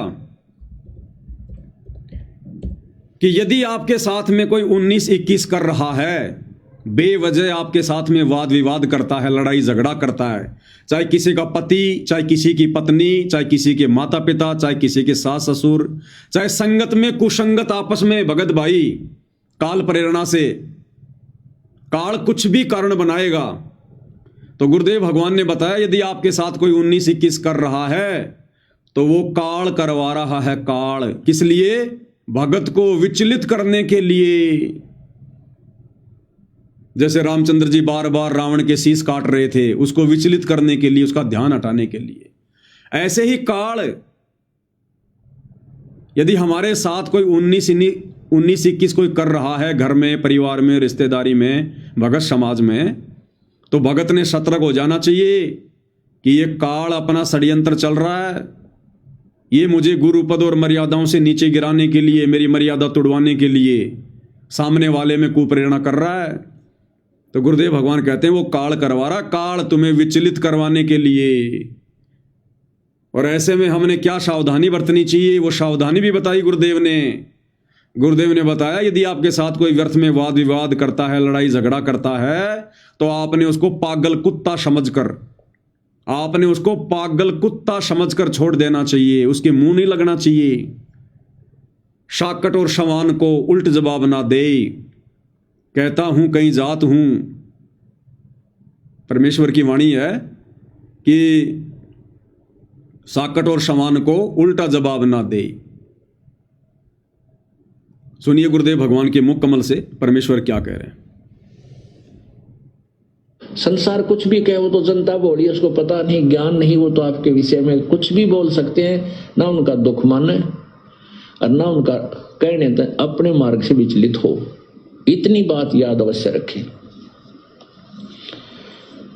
और कोशिश हो कि उनको भी इस मार्ग पर लाने की चेष्टा करो। वो भी आप ही के भाई बहन, सतलोक से आए हुए एक ही पिता की संतान है। हमारा कोई शत्रु नहीं है, कोई भी शत्रु नहीं है। अब सुनिए, और कोई भी आपके साथ कोई 19-21 कर रहा है तो वो काल करवा रहा है आपको अशांत करने के लिए। तो ठीक है, अपना बचाव अवश्य करे, किसी तरीके से हो अपना बचाव करे और भक्ति करता रहे। उसको शत्रु वाले दृष्टिकोण से ना देख करके एक पागल कुत्ता समझ ले। अगर पागल कुत्ते से कैसे बचा जाता है वो सारे तरीके अपनाए रखे, बस इतनी सी बात। तो इसी प्रकार भाइयों और बहनों, ये काल हमारे हृदय में जो गुरुदेव भगवान बैठे हुए हैं, जो उनकी भक्ति समाई हुई है, ये काल हमें उससे डगमग करने का प्रयास करेगा, हमें व्याकुल करने का प्रयास करेगा, हमें विचलित करने का प्रयास करेगा, हमारी मर्यादा तुड़वाने का प्रयास करेगा। भाई गुरुदेव भगवान तो तब तक हमारे साथ हैं जब तक हम मर्यादा में हैं, जब तक हम उनके वचन में रहकर उनकी भक्ति कर रहे हैं, जब तक हमें उनमें परमात्मा दिखाई दे रहे हैं। और जिस दिन हमारे अंदर दोष आ गया उसी दिन परमात्मा ऑटोमेटिक वहां से हट जाएंगे। और परमात्मा हट गया तो फिर कौन बच गया? दूसरा काल बच गया। फिर दो ही शक्ति हैं, तो दयाल और काल। अगर दयाल ने साथ छोड़ दिया फिर कौन पकड़ेगा? काल पकड़ेगा। भाई मैदान में फुटबॉल एक है और खिलाड़ी हैं दो तरफ, तो फुटबॉल तो जिसके पैर के नीचे आएगी वही ठोकर मारेगा। अगर दयाल हृदय से निकल गया तो कौन बैठेगा? फिर काल बैठेगा, फिर काल चलाएगा अपने हिसाब से। तो ये छोटा सा वीडियो हमें बहुत गहरी शिक्षा देता है भाइयों और बहनों। जब ब्रह्मा जी ने कहा कि रावण के हृदय में सीता बैठी है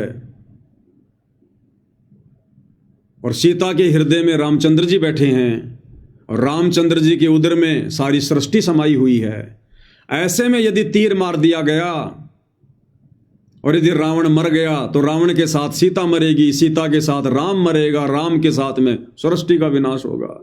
इसलिए जानबूझकर प्रभु तीर नहीं मार रहे और रावण को विचलित करने का प्रयास कर रहे हैं, उसका ध्यान भंग करने का प्रयास कर रहे हैं। तो ठीक इसी प्रकार भाई और बहनों, इस काल बलि को इस बात का डर है, भय है कि ये गुरु भगत हैं और इन गुरु भगतों के हृदय में इनका गुरु बैठा है, इनका सतगुरु। और अगर तूने जरा भी ऊंच नीच की तो ये सतगुरु मरने वाला नहीं है, ये सतगुरु अविनाशी है, अकाल मूर्त है, ना जन्मे ना मरे वो दाता, सो सतगुरु कहलाता। तो काल को इस बात का डर है, भय है कि अगर मैंने इन गुरु भक्तों को जरा भी छेड़ दिया, जरा भी मैंने इनको कोई हानि पहुंचाई, चोट पहुंचाई, तो मेरे को इनका बाप ना घर का छोड़ेगा ना घाट का, मेरी वो हालत कर देगा। तो ये क्या करेगा?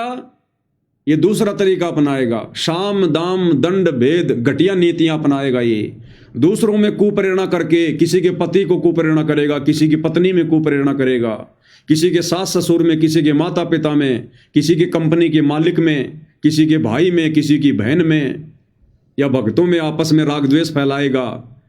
और ये फिर मर्यादा तोड़वाएगा कि ये भगत व्याकुल होकर, विचलित होकर और ये मर्यादा तोड़ दे। और ये दाव भाई और बहनों, इस लाखों की संगत में सबसे बड़ा इस काल ने मुझ पवन दास के ऊपर चला। हालांकि परीक्षा तो सभी भगत भाई बहनों की होती है, लेकिन सबसे बड़ी जो परीक्षा थी भाई और बहनों, परमेश्वर रामपाल जी की संगत में इस दो कोटि के जीव पवन दास की थी। क्योंकि गुरुदेव भगवान ने दास को खड़ा किया, दास के ऊपर दया बख्शी, परमात्मा ने छोटी सी एक सेवा का एक टुकड़ा डाला, साध संगति के लिए परमात्मा ने खड़ा किया। तो काल पूरी तरह से व्याकुल हो गया, विचलित हो गया और वो कर कुछ नहीं पा रहा था क्योंकि हृदय में गुरुदेव भगवान बैठे हुए हैं। तो उसने दूसरे तरीके अपनाए, उसने संगत को ही मेरा दुश्मन बना दिया, मेरे ही गुरु भाई बहनों को, शतलोक आश्रम वालों को कुप्रेरणा करके मेरा शत्रु बना दिया। कि इस पवन दास के मन में दोष पैदा करो, दोष, इसके गुरु के प्रति दोष पैदा करो। और दोष पैदा करवाने के लिए उसने क्या क्या षड्यंत्र रचे आप सबको पता है। सबसे पहले उसने मुझ पवन दास को गुरु द्रोही डिक्लेयर करवाया, उसी गुरु से, उसी सतगुरु से जिसके ऊपर हम फिदा हैं, कुर्बान हैं, जिसको परमेश्वर मानकर हम भक्ति कर रहे हैं, जिसकी प्राप्ति के लिए हम कुछ नहीं देख रहे, ना समाज, ना रिश्तेदारी, ना यारी दोस्ती, कुछ नहीं। उसी सतगुरु से और अपने ही गुरु भाई बहनों में कुप्रेरणा करके और मुझ पवन दास को सबसे पहले गुरु द्रोही डिक्लेयर करवा दिया। काल की सोच थी कि जिस गुरु के ऊपर ये कुर्बान है, अगर वो गुरु इसको गुरुद्रोही डिक्लेयर कर देगा कि मैंने उसको गुरुद्रोही डिक्लेयर कर दिया, कोई उससे बात नहीं करेगा।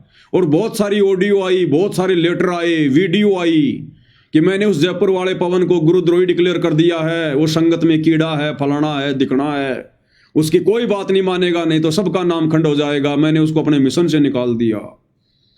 कि जब ये पवन दास ऐसी बातें सुनेगा अपने गुरु के मुख से, तो ये अंदर से टूट जाएगा, इसके मन में दोष उत्पन्न हो जाएगा कि मैं जिसकी भक्ति कर रहा हूं, मैं कोई विशेष मर्यादा नहीं तोड़ रहा,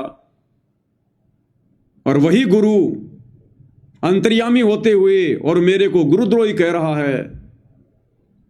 तो काल की यह छोटी सोच थी कि इस प्राणी के अंदर दोष आ जाएगा, लेकिन परमात्मा की असीम दया, मालिक की विशेष रजा, हम तो हैं प्राणी दो कोडी के, दिन में कोई 100 बार दोष उत्पन्न हो सकते हैं, लेकिन सतगुरु दोष उत्पन्न ना होने दे तो फिर काल क्या करे। तो ये उसका पहला षड्यंत्र था, मुझे विचलित करने का, मुझे व्याकुल करने का, कि एक बार इसके मन में दोष पैदा हो जाए संत रामपाल जी के प्रति, उनकी भक्ति के प्रति, जरा सा, बस उसी समय मैं इसका बक्कल उतार दूंगा, फिर मैं इसके दही बड़े बिकवा दूंगा सारे के सारे। तो उसने ये चाल चली भाई और बहनों। अब इधर से सतगुरु जिसके हृदय में बैठा है, तो सतगुरु तो सत्य प्रेरणा करेगा। तो परमात्मा ने दास को हिम्मत दी और दास को और ज्यादा उमंग उठी, और ज्यादा दास का दृढ़ विश्वास हुआ, क्योंकि मुझे पता है भाई कि मैं किस रास्ते पे चल रहा हूं। परमात्मा ने पहले ज्ञान समझाया ठोक ठोक के, दास को ऐसी ऐसी विकट परिस्थितियों में डाला और दास को परमात्मा ने मजबूत किया, दास से परमात्मा ने संघर्ष करवाया, संघर्ष से दृढ़ता आती है, मजबूती आती है। तो दास को और ज्यादा दृढ़ता आती चली गई। गुरुदेव भगवान अंदर अंदर दास को प्रेरणा करते और आगे बढ़ने की हिम्मत मिलती मुझे। तो काल ने देखा भाई ये दाव तो तेरा नहीं चल पाया गुरुद्रोही वाला। तो फिर काल ने दूसरा दाव चला, इस पवन दास को मरवा दो इसी के भगत भाई बहनों के माध्यम से। तो जहां भी पवन दास जाता या मेरे साथ में भगत जी जाते, एक बार मैं और संजय मध्य प्रदेश में गए, वहां पर दास के ऊपर जानलेवा हमला किया इन्हीं भक्तों ने।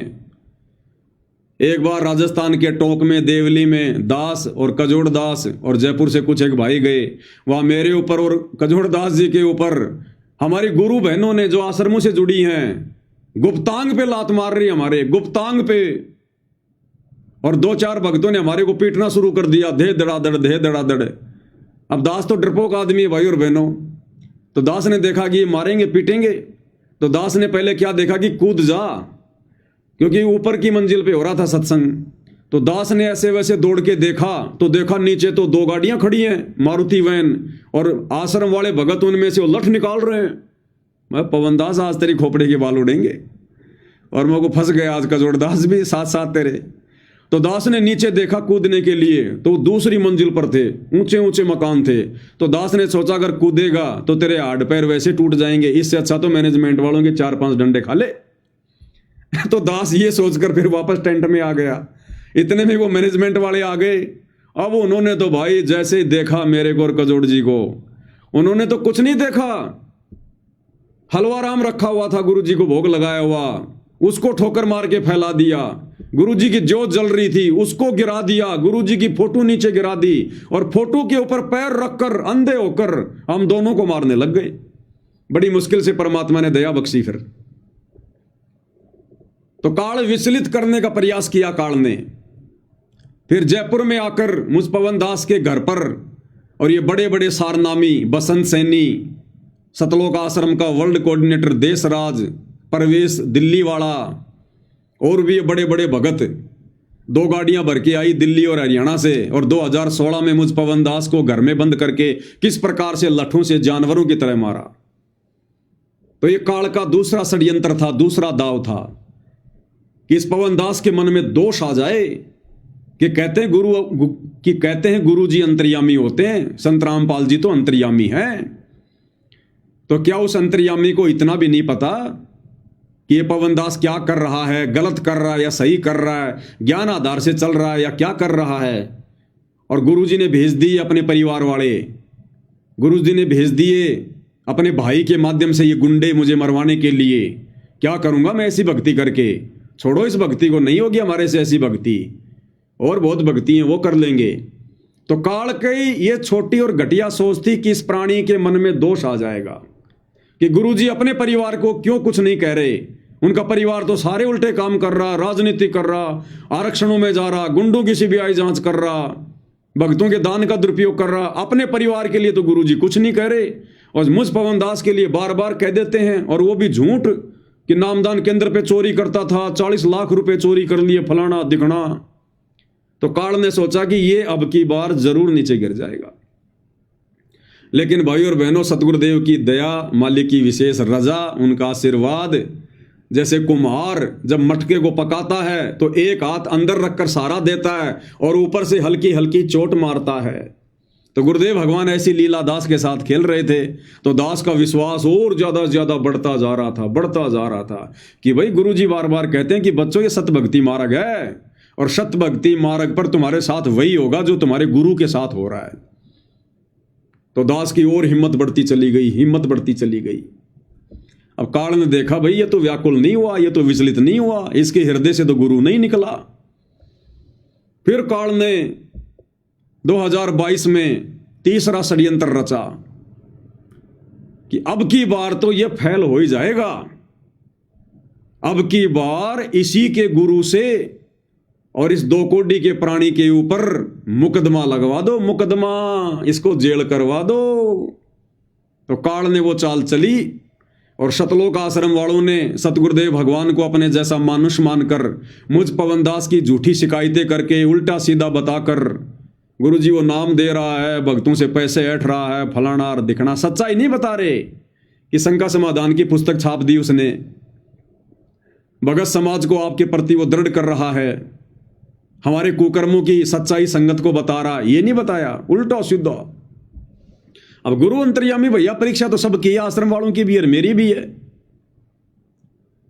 तो इन्होंने सतगुरुदेव भगवान से मेरे ऊपर 420 का मुकदमा लगवा दिया। पुलिस मेरे को जयपुर से लेकर गई, लगभग 2.5 से 3 महीने मेरे को हिसार की जेल में डाला गया। काल ने सोचा कि अब की बार तो ये व्याकुल हो ही जाएगा, अब की बार तो इसके सीने से गुरुजी निकल ही जाएंगे। अब भाई और बहनों, मुझे तो मौका मिल गया। मैं बाहर था तो भक्ति नहीं हो पा रही थी, सेवा ही सेवा, सुमरण हो ही नहीं पा रहा था। तो मुझ पवनदास के मन में आया कि पवनदास, ये तो गुरुजी की बहुत बड़ी रजा हो गई तेरे ऊपर, ये तो बहुत बड़ी दया हो गई मालिक की, तेरा सुमरण ही नहीं हो पा रहा था बाहर, सेवा ही सेवा। अब यहां तुझे कोई डिस्टर्ब करने वाला नहीं है, चोरी तू करके नहीं आया, मर्डर तू नहीं करके आया, बलात्कार तू नहीं करके आया, किसी के पैसे ठग के तू जो है तू नहीं आया, तेरे ऊपर तो झूठा मुकदमा लगा हुआ है। और ये भाई गुरुजी तेरी परीक्षा ले रहे हैं। मालिक ने सत्संग क्यों सुनाए? इसीलिए तो सुनाए हैं कि बच्चों, ये ऐसी धर्म संकट की स्थिति तुम्हारे सामने भी उत्पन्न होगी, और भगवान ना जाने कैसे किसकी परीक्षा लेगा। तो दास को बड़ी खुशी हुई कि परमात्मा ने बढ़िया मौका दे दिया। यहां पर ये संगत तो समझ नहीं रही, अब कम से कम जेल में बैठकर जो भाई बहन है उनको समझाएंगे और बढ़िया भगवान का भजन करेंगे। तो परमात्मा ने दास की तो जेल में बढ़िया व्यवस्था करा दी। दास के विचारों से प्रभावित होकर गुरुदेव भगवान के आशीर्वाद से बड़े बड़े जो कैदी थे उस जेल में, वो ही दास के लिए खाना बना रहे हैं। और मैं कभी कभार आटा वाटा लगाने का प्रयास करूं, नहीं भगत जी, नहीं, आप बैठो आराम से। वो ही खुद ही मेरे लिए खाना बना रहे हैं, खुद ही सब कुछ कर रहे हैं। कई बार तो मेरे कपड़े भी वो खुद ही धो दिया करते थे। और बहुत विशेष इज्जत और सम्मान, नहीं जेल में कौन किसको इज्जत देता है भाई और बहनों। भगत जी परमात्मा की चर्चा करने के लिए आ जाते। अब मैंने भी भाई घर वालों को कहा कि भेजो भाई 5-10 हज़ार रुपये, क्योंकि वहां पर खाता खुलता है जेल में।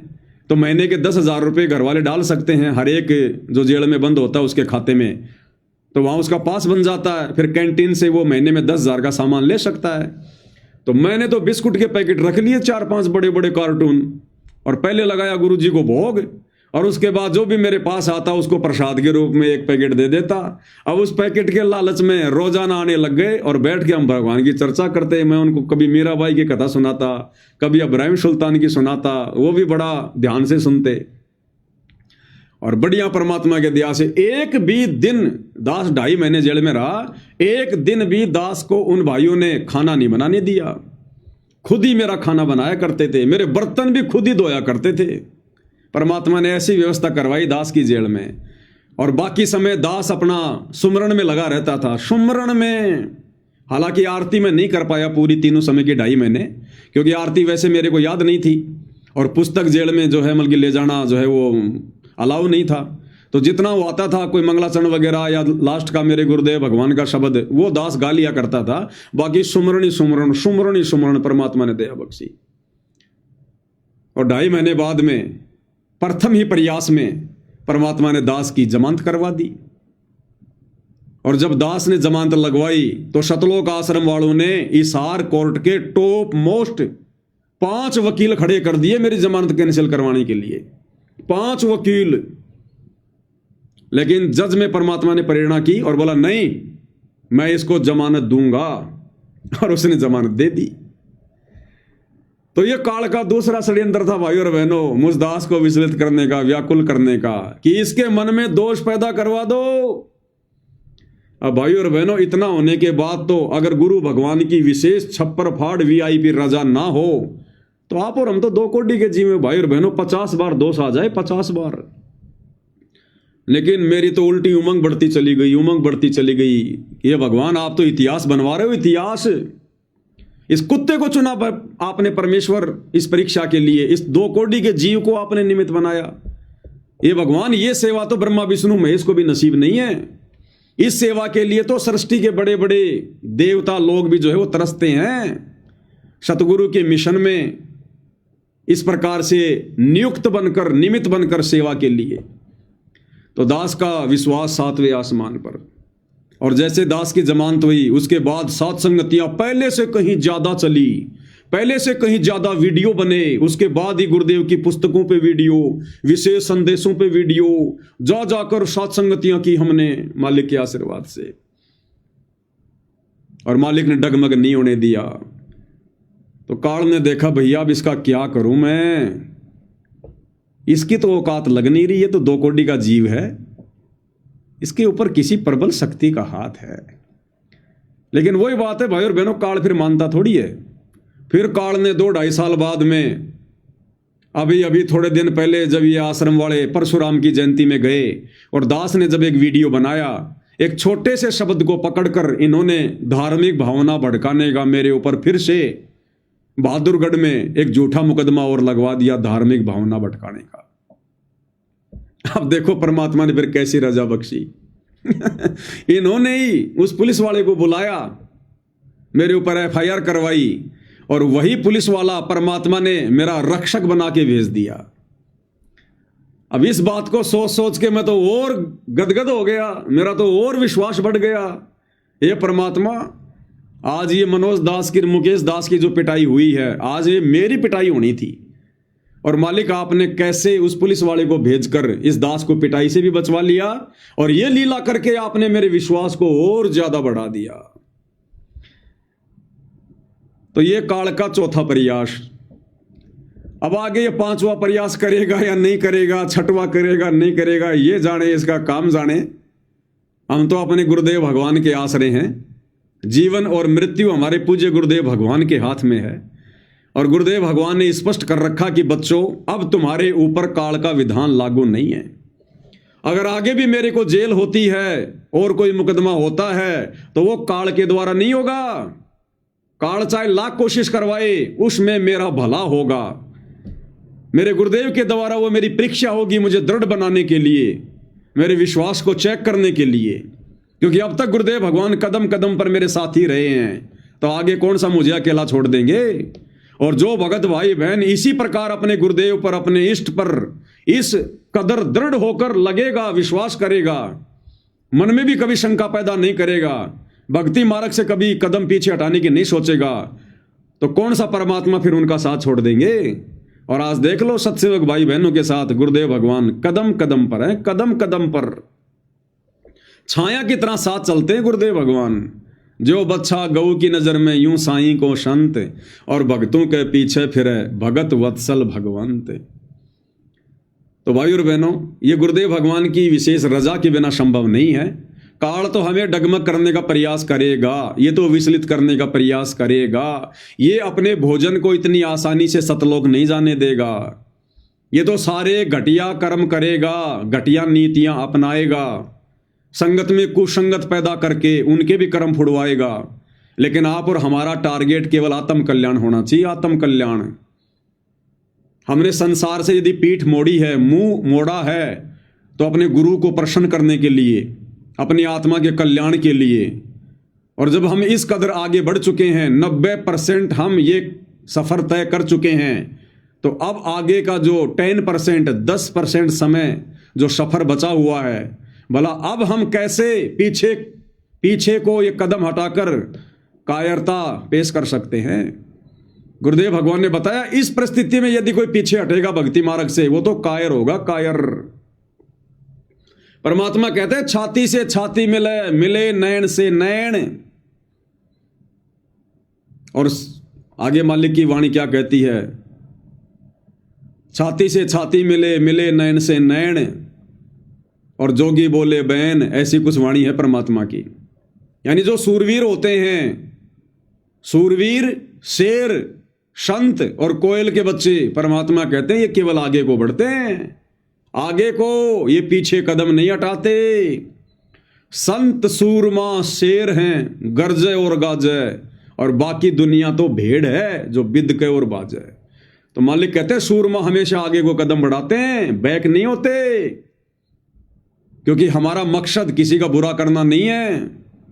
इसलिए भगत कभी लड़ता नहीं, भगत कभी डरता नहीं, भक्ति मार्ग पर गुरु पर विश्वास करके आगे की ओर बढ़ता है। और भगवान फिर कौन सा हमसे दूर है। परमात्मा कहते हैं जय तू चाले एक कदम, मैं चालूं कदम 60। अगर तू विश्वास करके मेरे भक्ति मार्ग पर एक कदम बढ़ेगा तो परमात्मा कहते हैं मैं 60 कदम आगे बढ़ूंगा, 60 कदम तेरी रक्षा के लिए। जय तू चाले एक कदम, मैं चालूं कदम 60। और जय तू हो जा काठ का, काठ यानी लकड़ी, जय तू हो जा काठ का, तो मैं हो जाऊं लोहे की लाठ। और अगर तेरे अंदर जरा भी दोष आ गया, तो परमात्मा कहते हैं जय तू हो जा काठ का, तो मैं हो जाऊं लोहे की लाठ। फिर मैं तेरा बाप हूं, फिर तेरा बक्कल उतार दूंगा मैं। ये ना सोचना जरा भी तेरे में अहंकार आ गया, अभिमान आ गया, मान बढ़ाई आ गई, अगर तू लकड़ी जितना भी अगर तेरे अंदर अभिमान आ गया, तो परमात्मा कहते हैं फिर मैं लोहा बन जाऊंगा। जय तू हो जा काठ का, मैं हो जाऊं लोहे की लाठ। और अगर तू प्यार प्रेम से, भक्ति भाव से, मर्यादा से मेरे मार्ग पर 2 कदम भी रखेगा, तो मैं 60 कदम आगे चलूंगा तेरे से। तो भाई और बहनों, ऐसी गलती हम क्यों करेंगे। अब इतना ज्ञान लेने के बाद भी यदि हम बैक होंगे, पीछे कदम हटाएंगे, तो हमारे जैसा कायर कौन। तो अब तो हमने निरंतर आगे कोई बढ़ना है। एक देसी कहावत है कि उखड़ में अगर मुंह दे दिया, सिर दे दिया, तो फिर मूसड़ से क्या डरना। उखड़ मुसड़ क्या होता है। हम छोटे छोटे थे तो हमारे घर वाले कभी कभार बाजरे की खिचड़ी बनाया करते थे। अब बाजरा क्या होता है, बाजरे को कूटना पड़ता था पहले ढंग से। तो बाजरा डाल देते थे उसमें, उखड़ में, वो लकड़ी का बनता था, वो उसमें वो गड्ढा सा होता था उखड़, उसमें बाजरा डाल देती थी हमारी माँ, 1 किलो 1.5 किलो। और वो मूसड़ होता था 1 मीटर का, बीच में उसके पकड़ने का होता था। हमारे को मूसड़ दे दिया करती थी कि इसको बाजरे को कूटो। हम उस मूसड़ से दे के बाजरे को कूटा करते थे, फिर उसकी खिचड़ी बनती थी। या हमारे दादाजी कभी कभार हुक्का पीने के लिए तमाकू कूटा करते थे, तो उसमें उखड़ में तमाकू डाल के फिर मेरे को मूसड़ दे देते थे कि इसको कूट इसको।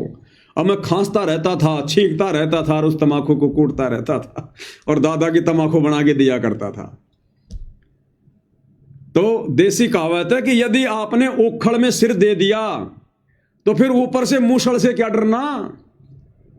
अरे जब भक्ति मार्ग पर ही आ गए, संसार से पीछे हट गए, तो बाकी फिर भाई फिर पीछे कदम क्यों हटाने। फिर तो कायरों का काम हो जाएगा, कायरों का काम। ना घर के रहेंगे, ना घाट के रहेंगे, ना सतगुरु के रहेंगे, ना समाज के रहेंगे। फिर हमारे साथ में पार्वती जैसी बन जाएगी, पार्वती जैसी। परमात्मा ने क्या बताया कि जो सती थी पार्वती, उसने पहले तो अपने माता पिता से बात बिगाड़ ली कि नहीं नहीं, मैं तो भगवान शंकर के साथ में शादी करूंगी।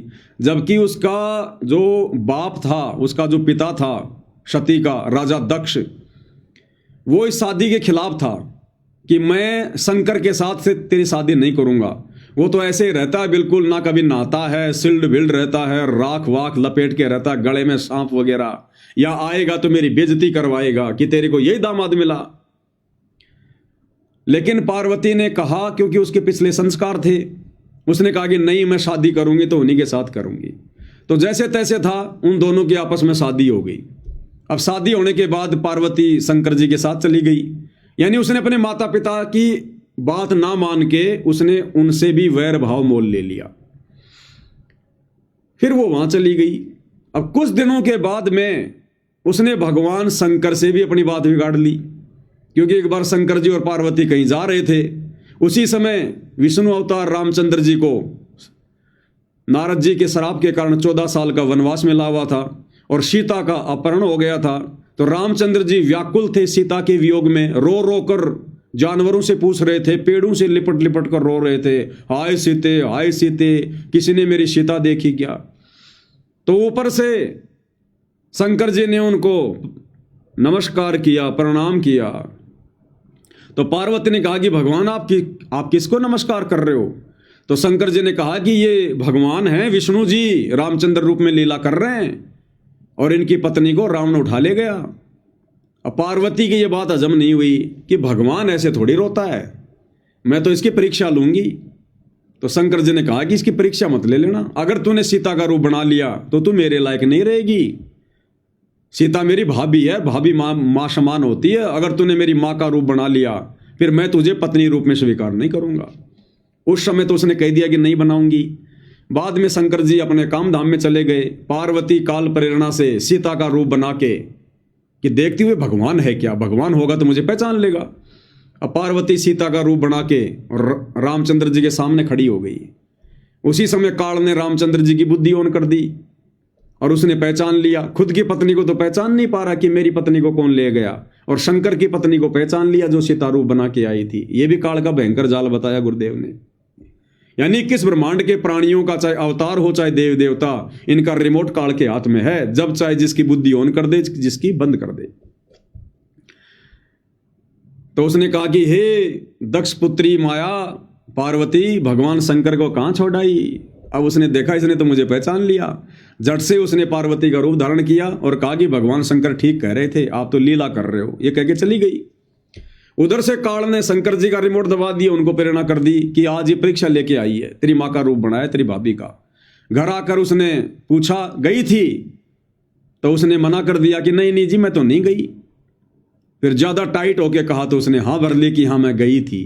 तो शंकर जी भी उससे नाराज हो गए और पति पत्नी व्यवहार करना बंद कर दिया। सालों गुजर गए। अब माया उसको पार्वती को इस बात का पता था कि ये जिद का पक्का है। अब उसने सोचा कि थोड़े बहुत दिनों बाद सेट हो जाएगा, थोड़ा भी गुस्सा है, कुछ दिन तू अपने माता पिता के घर चल के आ जा। ये सोचकर वो माता पिता के घर चली गई। अब वहां राजा दक्ष ने हवन, देखना भाई नेट गए शायद। अब वहां राजा दक्ष ने एक हवन कर रखा था। अब वो बहुत लंबी चौड़ी कहानी है, गुरुदेव ने हम सबको बताई रखी है। तो राजा दक्ष ने उसकी बेइज्जती कर दी। तेरे को यहां पर किसने बुलाया, तू बिन बुलाई मेहमान बन के क्यों आई है, जा अपने पति के पास में। इस बात से वो पार्वती नाराज हो गई और वो हवन कुंड में छलांग लगा दी, उसने जल के भस्म हो गई। तो भाइयों और बहनों, यदि इस वक्त हम भाई बहन जो साध संगति से जुड़े हुए हैं, गुरुदेव की हमारे ऊपर असीम रजा है और 90% हम ये संघर्ष का सफर तय कर चुके हैं, 10% बचा है। और यदि अब हमारे में से किसी ने हिम्मत हार दी, घुटने टेक दिए, मर्यादा तोड़ दी, लोकलाज में आकर, दबाव में आकर, किसी भी प्रकार से, काल तो मर्यादा तोड़वाएगा चाहे कारण कोई भी बने।